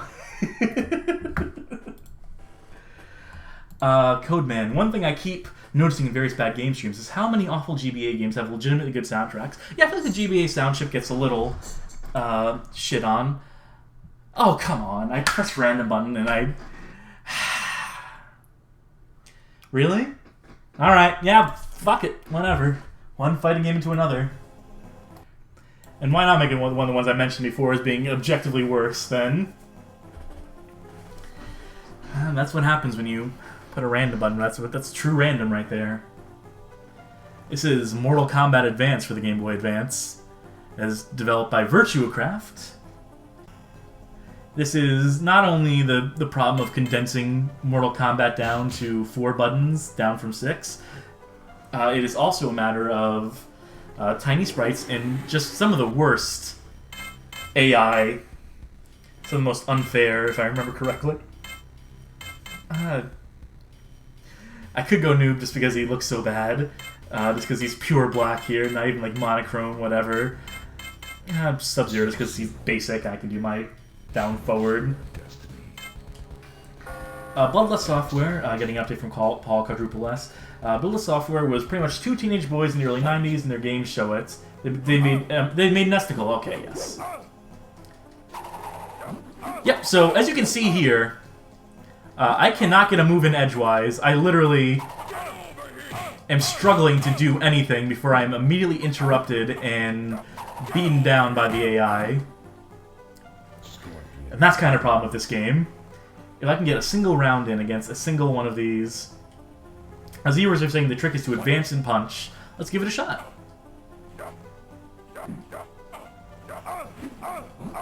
That worked to a point.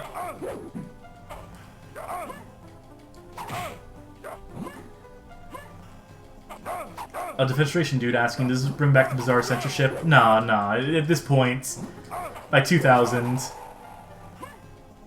I think we were well past that, luckily. Well. Very impressive fatality there. Paul Quadruple S mentioned this game allows you to do some really broken shit. I'll figure that shit out for when it comes time to write an article about this, because this is absolutely a disaster of notable proportions. Why am I even bothering? Defenestration did this also didn't have multiplayer. There's link capable multiplayer on GBA, and this game definitely had it. I feel like Scorpion is the worst possible first opponent to be facing against with AI this mean, because they can just do their teleport move, and also they get over here, and it kind of doesn't give you much room or space to do anything else. Also, the lack of audio sample variety here, where it's the one Liu Kang sample over and over and over and over and over again, is also not helping matters here at all. We were just talking about how the GBA sound chip gets undue flack, but this has nothing to do with sound chips. This has to do with audio banks and amount of cartridge capacity which you can use to hold samples. But, you know, still, not ideal audio.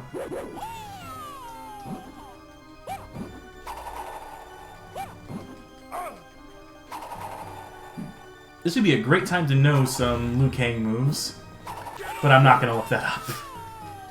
Because I'm...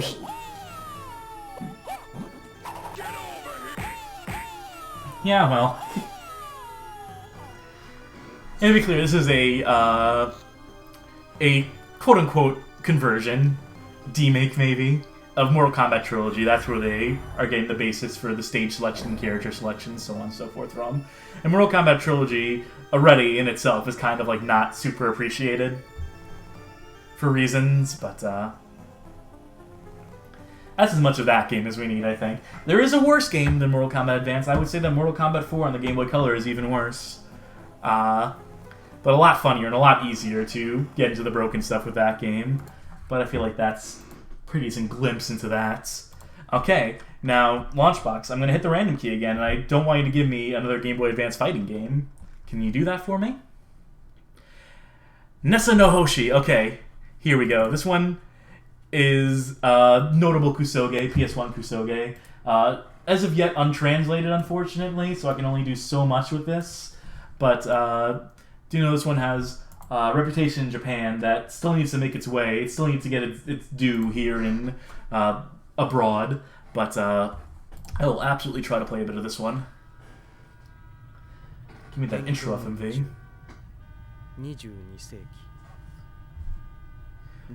This alternates between first-person adventuring and third-person fighting. Another multi-genre banger. The Fenestration dude asks, "Oh, I just had a thought. Have you seen GBA Doom? Yeah, I've played GBA Doom. It's fine. For what it is, it's fine." There's definitely, I would play some of the more original GBA first-person shooters. I would play... We have the article on Medal of Honor Underground. Definitely read that if you want to hear about the worst possible first-person shooter on the Game Boy Advance. But X vs. Sever I actually like. The first one, not the second one.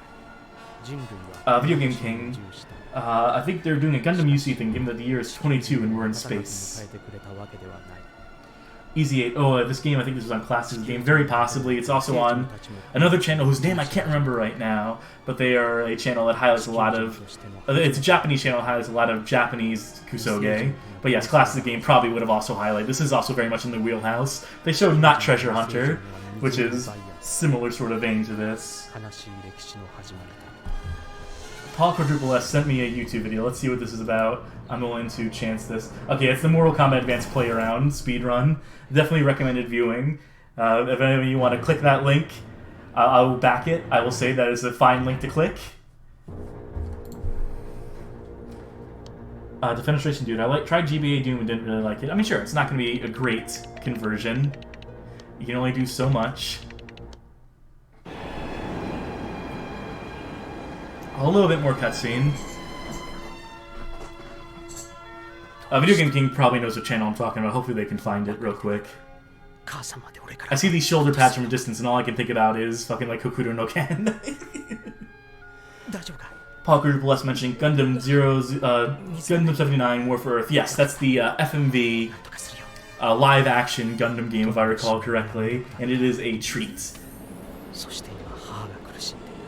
There's a PS1 version. Is there also a Saturn version and a DOS version? I know a PS1 version for sure.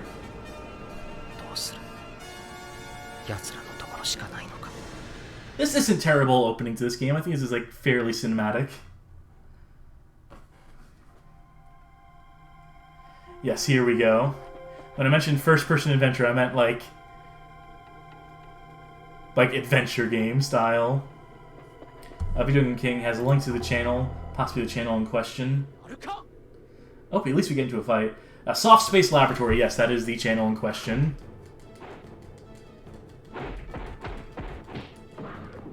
Here we go.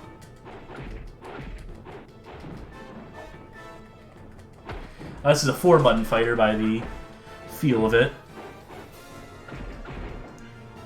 L and R do nothing. There's no sidestepping. As far as I can gather, it's just very straightforward. 2 punches for both our fists and kick.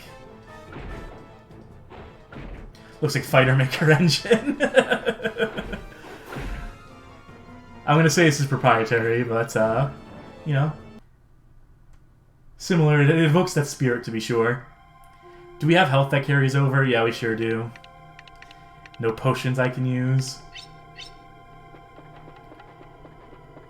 Let's have a chat statue for him.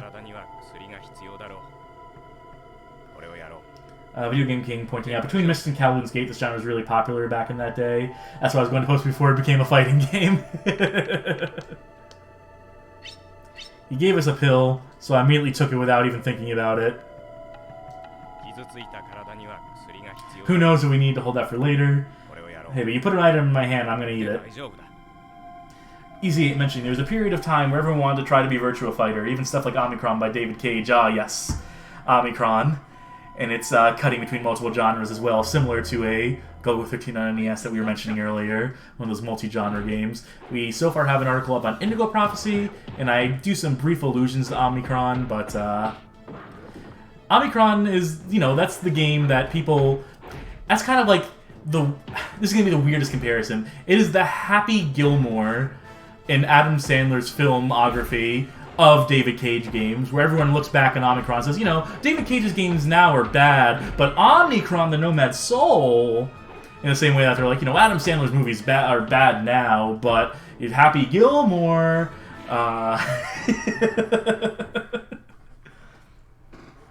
Video Game King, are these random encounters, or are they tied specifically to spaces? We did get it in the same spot twice, so remains to be seen. Defenestration Dude, with Cage's newer games, the article worthy? Absolutely. I want to write an article about Shrimp Become Human very badly, especially with some of the quotes in particular, where I know I mentioned it last stream, and I don't have the quotes on hand. I don't feel like looking up the quotes again. Where he, in the space of 2 years, he does like an interview where he says that can't games have something to say? Can't games have meaning and messages? And then 2 years later, I don't want Detroit Become Human to have anything to say because I don't really have a message with it. And it's just like, okay, sure, David, you just keep doing you. All right, we got ourselves into another battle here.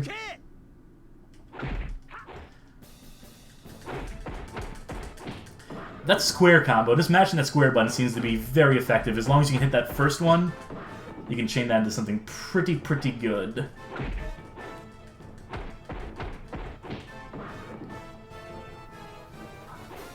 Having a hard time keeping up with chat now, which is good. Glad it's active. I just hate having to pause to read it. Still, you know, we haven't streamed too often. I know we've been streaming for 2 years, but over the 2 years we've done like 14 videos. Very intermittent. I'm trying to do more of it now with the, you know, now that I'm stuck at home. Figure now is as good a time as any. Oh, we're getting to more fights now. But yeah, if we keep up this whole streaming thing, I promise to get better at this part of the job. I would love to try and actually advance this some, see if we can find a little more to do in this game, because I know there is some meat to this. We're not probably going to be able to engage with the adventure elements too much, obviously not speaking the language, but the fact that they have us fight the same dude 3 times in a row, that are random encounters so far not to this single dude. Video Game King. That's unfair to Adam Sandler. People are liking Uncut Gems, so unlike David Cage, Adam Sandler can make a good movie. Uncut Gems is fine. People mention... Oh my god, okay, we have a new enemy! Sidetracked me real quick. Is this an alien?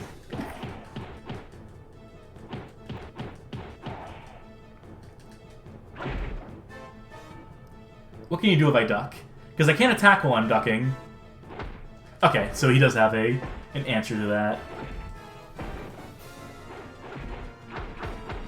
Oh, that's some sick juggling! There's something to that. If you're a fighting game checker, let me know if there's something there, if we can do some juggling.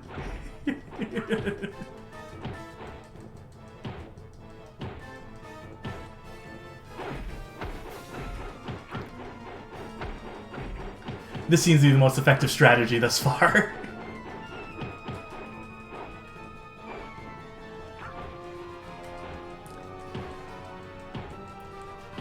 Okay, fine, I'll defend. I'll let you attack me. That feels like the way to actually advance this fight.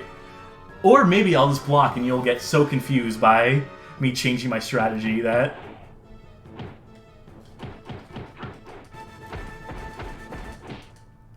Ah, oh, perfect.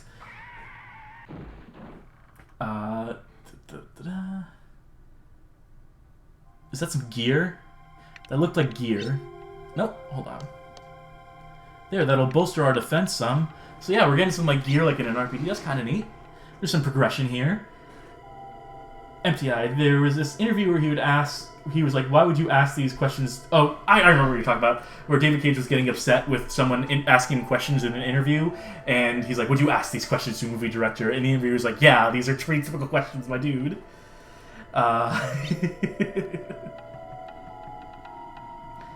Fu Mangu, I'll give it to him that Indigo Prophecy was a good idea for like the first 20 minutes. Yeah, that's a game where there's a solid premise that he kept like adding, like, it's like a messy soup of ideas. You can put too many ingredients in a soup, as it turns out.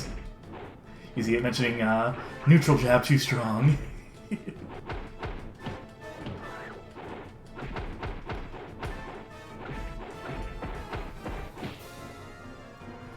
Easy 8. That multi-camera zoom, so good. I love the whole 90s fighting game aesthetic. Yeah, there's something definitely to this. Maybe one day this will be translated. But so far... Oh, we made it to the steps. This is where I was trying to get to. Hello, my dude.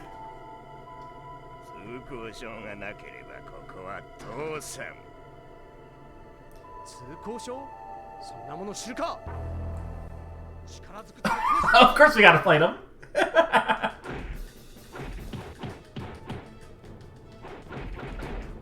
Oh, that was pretty obvious wind up there that I kinda... I don't know if we're gonna survive this fight, folks. Oof. Yeah, when that first punch took off more than half our health, I could have rewinded too. I could have prolonged this a little bit more, but will reload put us right at the beginning of the fight, or will it put us at the beginning of that area? Or will it do neither because we didn't save the game in that time? Oh well. Nessa no Hoshi, that's a game I'm definitely going to look into more. I'll figure some things out about that game. Because reputation precedes it. And that gameplay was chef's kiss. Alright, let's see that launch box again. You know, not mad at it so far. We got some pretty good choices. Random button. Bird Week on Famicom. Sure. Here we go. If you know, you know. It's Bird Week.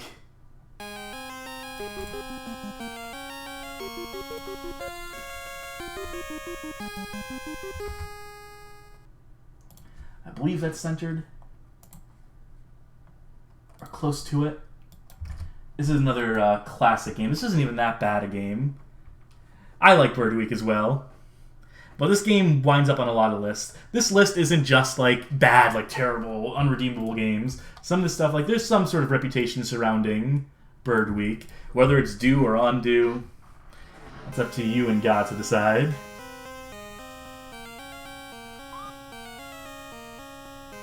This is a bird simulator game. I forget how to drop off. There we go. Bringing butterflies back to our nest. Yeah, this game is certainly cute.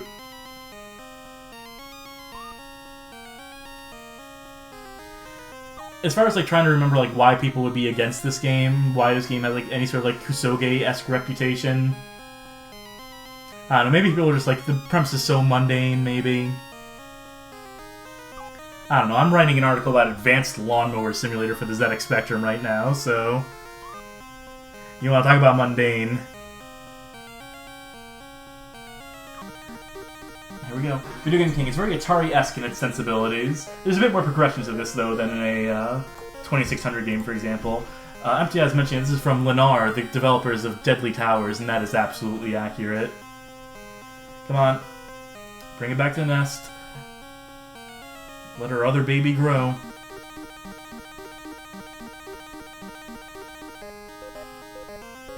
Easy 8 mentioning maybe it's Bakage, but it doesn't seem that absurd. No, for, there's definitely better examples of Bakage, like, what's the manga one I posted about? Can I just camp here, or is that bird gonna mess up my day? Thinking about Utsurun Desu. That's a game that I celebrated the birthday of on our Twitter just recently, and that is primo Bakage, where it is just like, we're gonna make this game as deliberately shitty as possible. God bless him for it. Yes, okay, you know what, if this is the whole of the game, if it is just like variations on a theme, like we're Legend of Kage going through the different seasons here, and that's really the only thing that's changing up besides the addition of an enemy on the ground here. Aww. That's nature. That's circle of life right there. I can see how this gets quickly repetitive, but whatever. This is like a fine little arcade formula. I want to see one of my boys grow up again. Come on, Bluebird. Oh, you get more birds to feed in later levels as well as extra enemies. Yeah, that sounds about right. That's about standard progression for this kind of thing. Does it only have the one music track? Oh, it's pretty much a guarantee, isn't it? This is, what, an 86 game? It's not on the disc system, it's just on, like, a cart? Yeah, it's gonna be your sole music track, probably, besides whatever the music sting was on the title screen. Ah, well. That's fine. Again, this is not one to play super long term. What is that thing that was crawling out of the ground there? Was that like a gopher? Fly away, little one. I do like the art. I do like the mountains, the way they're rendered here. Okay, yeah, so scenery changes up, but I think we get the idea. That's maybe not the worst game in the world. But Probably not the best either. Random button, take us away. Final Fantasy Mystic Quest. Nope. Not because that's the worst of the worst or anything, but because we're not playing a fucking RPG during the roulettes. We're not gonna, for games that we're spending like 5 minutes on, we're not about to spend like an hour getting to the bad part of that. Demon World, no, we'll skip that one for now. Could I load up another one of these PC games real quick?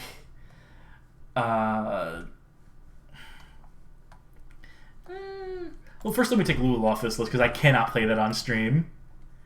I also don't think I can play JFK Reloaded either, so I'll take this off the Roulette playlist. Also don't have my Wiimote set up, so let's keep skipping until Ultimate Paintball on the Game Boy Color. Sure.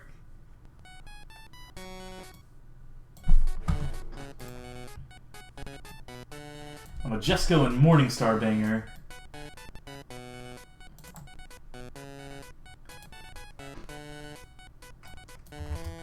The question is, will this be better or worse than Greg Hastings' Paintball on the Game Boy Advance? That's the gold standard, besides Extreme Paintball. Some stuff in the chat about Easy8 mentioning how Japanese game terms are very useful. They have so many words to describe things we don't, like Bakage, Kusage. Then Video Game King responds with, like, Nakage and Nukage and other visual novel terms I only half remember. Yeah. The Fenestration dude saying, oh, you have JFK Reloaded, fair that you not play that. Yeah. There are certain games that can't play on stream. They'll get articles, potentially. Like, I have the XP machine. I have the Windows XP machine on the side here that's not currently booted on right now, but we got some games on there, some particularly old, and we've got some racist games on there. We got the Ethnic Cleansing, for example, that will get an article one day, but you're never going to see that on the stream, for fucking obvious reasons, I should hope. Some discussion about No Man's Sky and the journey that game took and so forth. Let's do some paintball. I'm an intermediate. Select paintball color. Put me on purple, coach.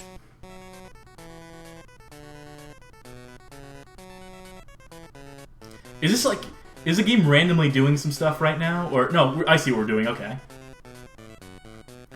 The computer put their flag down. Sure. Yeah, people saying, let's not do racism on the stream. Yeah, no, don't worry. Like I said, we're not playing those games on stream. Oh!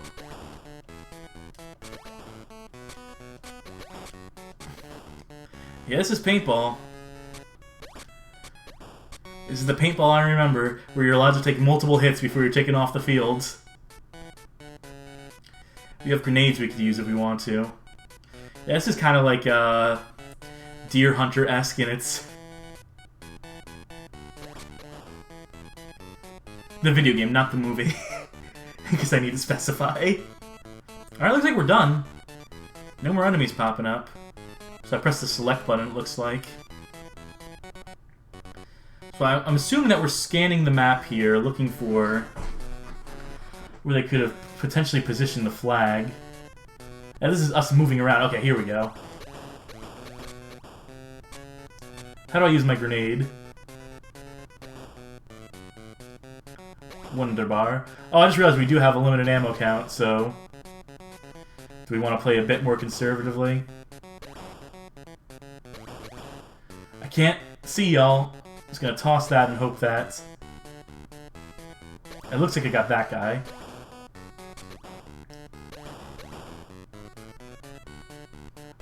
People mentioning Jeremy Parrish and his good intentions and whatever the name of that series is currently, but yes, Gotcha, the sport on NES, another premier paintballer.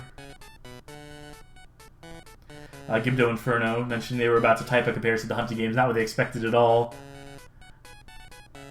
Do we want to go for them or do we want to find that flag? Oh! Am I supposed to shoot these grenades out of the sky? That would take some reflexes in real life. We're not doing a particularly stand-up job of it, but... Alright, this is maybe less about capturing the flag and more about eliminating the other team. Possibly. How are we going to do that with our limited ammo reserves, though? Do headshots mean anything in this contest, Video Game King? I'm going to say no. I'm going to say that in paintball. Just wherever it hits is wherever it hits. Is if you can see paint on your opponent. I have paintballed once in my life. I have airsofted once, like a decade ago. You know, you're in college. You have friends who are like, hey, let's head out. The arrow is pointing here. Nothing going, though, so... I see where the enemies are, but...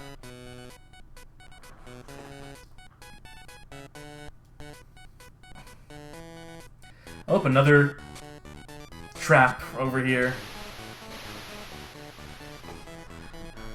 This game seems not great. Maybe not terrible. I'm sure some paintball enthusiasts got something out of this. Our paintball count got bumped back up to 96 for whatever it's worth. Is that our flag?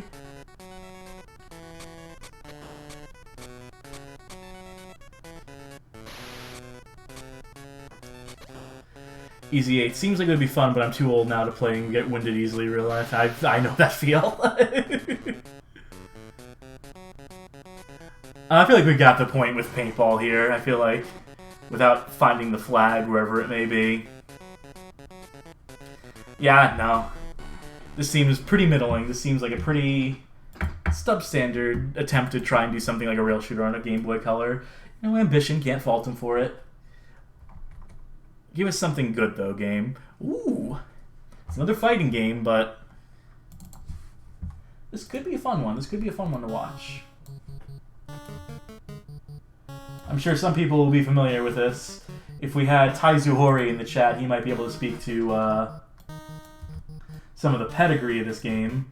Him being the absolute expert on bootleg games and whatnot. Particularly like bootleg game consoles and Famiclones and so on and so forth. Yes, an NES fighting game, and a unlicensed one at that. As Caltron were known to dabble in. Was that block on the cover? It sure was. Press start, and we're right in the game, by the way.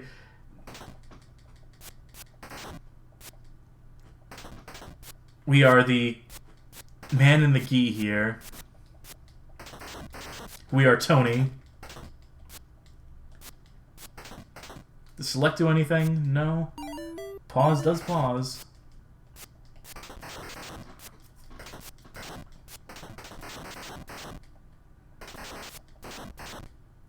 Alright, what's gonna happen when we beat this guy? Is there more to this game? You would hope. And maybe it's 2 rounds, you know? Clearly, when we beat him the second time in a row, we'll move to a new stage and have a new opponent.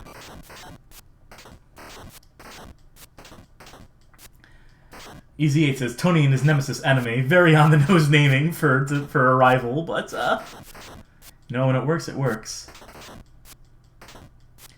Codeman saying this looks bad even by unlicensed NES fighting game standards. Yeah, I'd agree in that assessment. Alright, now we're gonna see. We're getting an extended musical sting this time. Okay, here we go. This is... okay. Nope. Quick pause. Stand up. Okay. So this is a little armchair game dev I'm gonna do. You know, it's as I'm wont to do. I write a lot about these games. So, okay, Horizon Line should not be on the same exact layer, alignment, vertical alignment with your heads, right? So where the dude on the left, our enemy in this case, his head kind of blends in because his body ends where the ocean ends in the background. And it kind of looks like we're just like 2 headless dudes going at it, or there's a layer on top of us like we're fighting behind a curtain or something, right? You know, just... Also doesn't help that we're like pure red against a red backdrop. Palette limitations notwithstanding. I will say I am motivated now, though. Now I know there is more than one opponent. Do want to see where this game goes. That said, having a grand total of 2 moves... Now, I don't know if we can block. There might be a back to block here.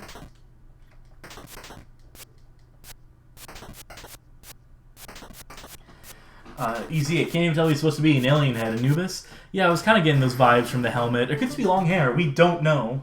We have no clue. Codeman mentioning that Hummer Team's bootleg of Street Fighter for NES came out this year in 1992 and is infinitely better than this.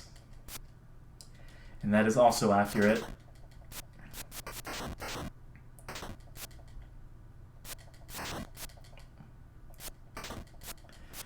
Come on now. This guy is very jumpy, he's very dodgy, and he's dragging this fight out longer than it has to be. Come on, I want to see at least the next dude. And maybe if he's not super jumpy, I might even finish him off.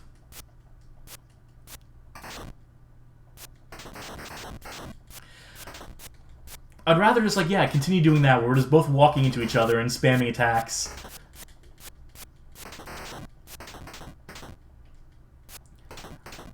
Paul Quadruple S. Funny thing, when I submitted my collection for a record attempt, I have to come up with a solid definition of fighting game. You do need words to describe these things. Okay!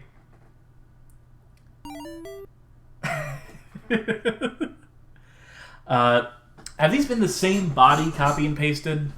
I'm just realizing now with increasingly cartoony heads on top. That is awesome. Those are his eyeballs. I think those are his eyes. His fried egg eyes, as the fenestration dude is saying. He doesn't appear any more or less brighter than his predecessors in the combat arena. Oh, there's a little bit of scrolling there. There's actually stage scrolling here. I was not aware of this. Fumangu. This feels like someone played Yi Air Kung Fu and said, I bet we can make this terrible. Mission accomplished. If that was their objective, they nailed it. Was there a 2-player mode in this? I didn't pay attention to the title screen because we pressed start and it just tossed us in. There's no preamble, no explanation, no story, no character select, for whatever that would be worth. I'm impressed by this. There's the part of me that wants to keep going, but I also get the feeling this is very dull, so... Candy Gloss. At first, I thought he was naked, but I guess he just has shorts on. They're the same color as the skin. And that'll happen when you have a 3-color limit for your sprites on NES, where you can only have, per block, per tile, 3 colors maximum, so... Video Game King. Third possibility, his legs are buffalo wings. Easy 8. His sprites are like an ink blot test. We all keep seeing different things. You see what you want to see. Ah, this dude is dodging too much. It'd be one thing if he was standing still, if we could advance a bit quicker, but each fight is taking like 3 minutes, and there's no timer to these matches either. The best thing we can hope for is where we get into like these situations where we can get like 3 hits and where we can do like a quick little combo. But I don't know if it's worth it to continue sticking with this one. That said, when the enemy like attacks me in that, he hurts himself too. Well, there we go. That'll really put the nail on us continuing to play this, because I don't want to have to do 2 more fights after that. Oh, but that was Dream Fighter, according to my database. It has a 1992 release date. June 1st, possibly. Right, let's spin the wheel and make a deal. The Colecovision version of Donkey Kong. That's not even that bad a version. I think it's not the ideal version. There's a whole story. I do eventually want to do an article one day on the various conversions of Donkey Kong and how... Was it Coleco or Intellivision who sabotaged... It was definitely ColecoVision. ColecoVision sabotaged the other conversions, the home consoles, before the NES had come out. They deliberately put in shittier versions on the 2600 and the television, so they could point to their own console debuting, put Donkey Kong as a pack-in title on the ColecoVision, and say, yo, ColecoVision kicks these other consoles' asses, which is an effective strategy. It worked out for them. It made the ColecoVision a contender in that field. Yes, whole story around that. We're back towards the bottom of the listing. It was Street Hassle. I did the article on Bad Street Brawler for the NES, which is what this game is a predecessor to. Yeah, you know what? It's worth it. Play a little bit of this. We can read a ticker at the bottom of the screen that has some very interesting snippets and quotes in it. Any key to change, enter to select. I would like to select my Kempston joystick, please. There we go. Alright, so I was mentioning this is by a studio called Melbourne House, who had put out some actually very influential titles for computers back in the day. A sterling developer, if memory serves. Melbourne. Anyway, this series of games, which is known as Street Hassle, there's at least 3 other names, 3 other variations, but this eventually becomes Bad Street Brawler on the NES, which is the Power Glove-powered fighting beat-em-up game that is like critically savaged by Sean Baby and the like. But this is its direct predecessor. We have an article on Bad Street Brawler on the site going into the history of this stuff. I've forgotten a lot of it, but let's go ahead. This will be your traditional beat-em-up, but keep an eye out for a scrolling text ticker at the bottom. Want to be reincarnated as a reptile. Also, being a ZX Spectrum fighting game, we have exactly 1 button in different directions on the joystick. In correspondence with that button, we'll do our different moves, and we'll have different moves for every level set. And the gimmick, the original idea behind Bad Street Brawler and Street Hassle and so on and so forth, was that it would be this tough guy beating up very mundane enemies, like old ladies and stuff. And that would be the gag of it. But by the time we made it to NES, policies dictated that you can't have dude beating up on old ladies, so they became generic thugs and stuff, and the game was played a bit more straightforward, as less parodical, satirical as the case may be. This dog is going to be the death of me if I cannot figure out how to hit the damn thing. There we go. Headbutt the poor pooch. There we are. Easy 8. This is bizarre. Are we the Rock? Yeah. Smell what he's cooking. We're going to beat up... Who's the artist that this resembles? Soup can guy. I've got spiders in my brain, by the way. I can feel them. That's the kind of stuff that puts this game in a position where it's kind of like parts creepy, but definitely like trying to... Warhol. Thank you, Andy Warhol. Thank God someone knew what I was talking about. He even throws a soup can, so I think that's directly what they're trying to reference here. But yeah, the messages are very troubling. It gives you the impression that this dude is like literally losing his mind, which is why he's beating up these poor folk on the streets. What software needs is designer violence. That's our first stage down. I believe this game, like a decade later, would get ported to the Amiga and have like colored graphics. They would like fill in the black and white graphics with colored stuff. And also make the game like ultra-violent in the way that Amiga scene folk were known to do. Here we go. Yeah, we're going to concede a life there, fighting against the gorilla. This game is definitely tough. Definitely easier on NES. But if I can take down the gorilla, I'll be pretty pleased with myself. Tickle, tickle, tickle! It's Duke Nukem before Duke Nukem, albeit a bit more absurdist about it. Paul Quadruple S. Oh yeah, there's an art exhibit back years ago that included a ROM hack of Hogan's Alley called I Shot Andy Warhol. That's dope. That's art I can get behind. Not to say I don't get behind other art, but that's just kind of dope is all I want to say. I think I found the sweet spot here where he's not hitting us, and if I keep crouching down I can dodge the bananas. That touching looks a bit inappropriate. It looks even worse on the NES when you are gently massaging people on the ground, which became sort of a running joke around this game, and Sean Baby's old like article countdown, the worst games ever made, the worst NES games ever made. Nah, well, conceded it there. But the fenestration, dude, honestly, I just want to make an absurd game sometimes. Just bizarre stuff all the time. Well, you could start with Street Hassle. We somehow made it into the high scoreboard despite barely making it to the second stage. Now you will play for your crime. Now you'll pay for your crimes. Even the high score screen is kind of... So yeah, there you go. That's a little bit of street hassle. And again, multiple versions of this game. So I think we're going to have time for one more. We're on the 7 o'clock note. I usually go for 2 hours. Maybe we can squeeze one more game in, though, for fun.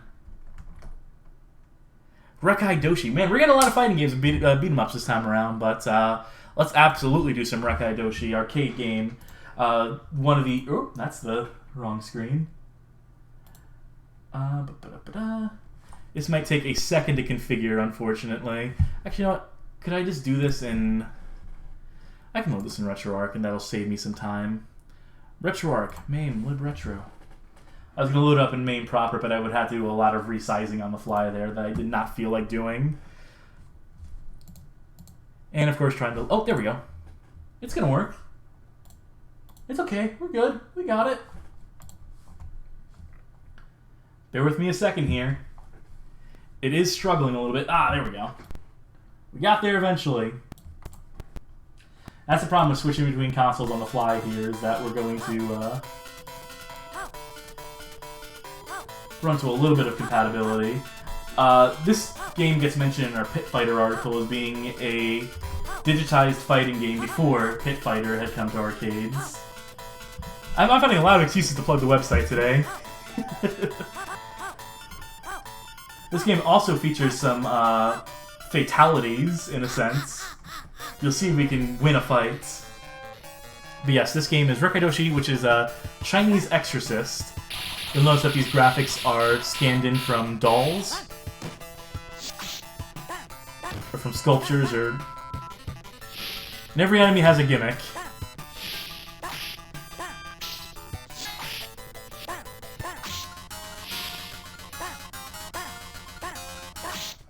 Ah, there we go. We got our head taken off.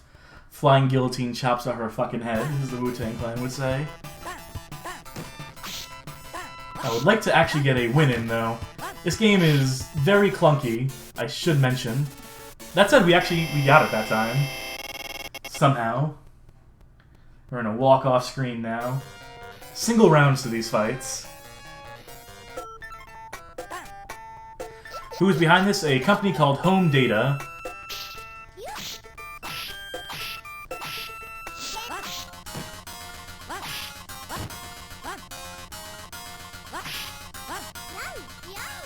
Right, if I remember correctly, this fight's about predicting which side of the screen they will emerge from.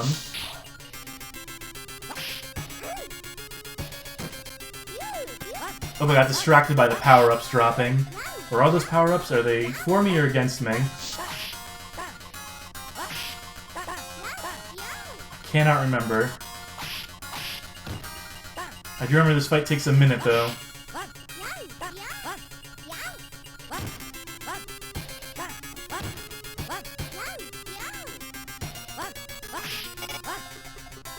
Come on now. 13 seconds on the clock. Come out a bit faster now.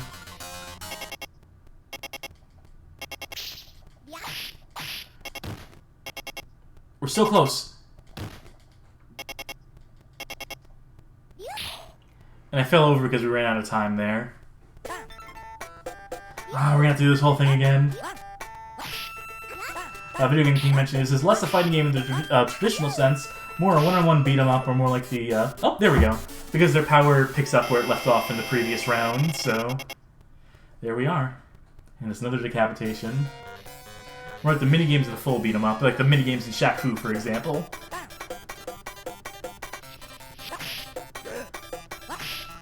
So far we have not had to insert another coin, by the way. Oh.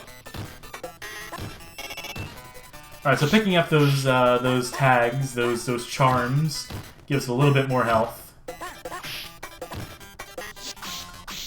Oop, well.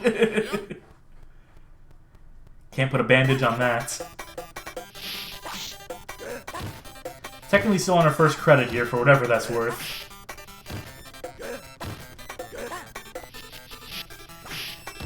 I don't even know if we can jump. Oh, we can. There it is. It's not up on the joystick, it is a dedicated button.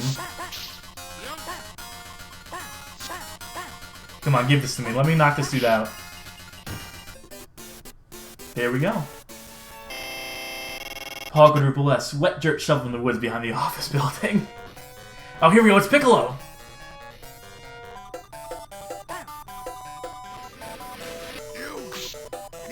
I'm sure there's actually a cultural, like, thing that this is based off of. That this sort of design is more reminiscent of. Clearly identifiable to a certain portion of the audience. Crouching attacks seem to be working as far as... I think I lucked into a pretty good pattern here.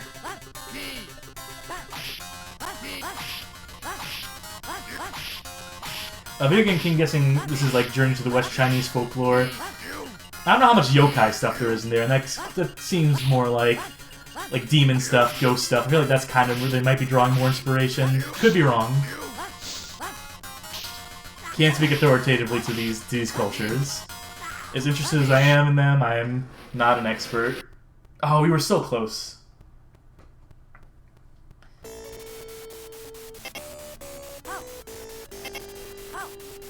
Top score, for whatever that's worth. Yeah. There we go. We can continue if we want. But I think I'm good. I think that's alright. I think we got what I wanted to get out of the stream.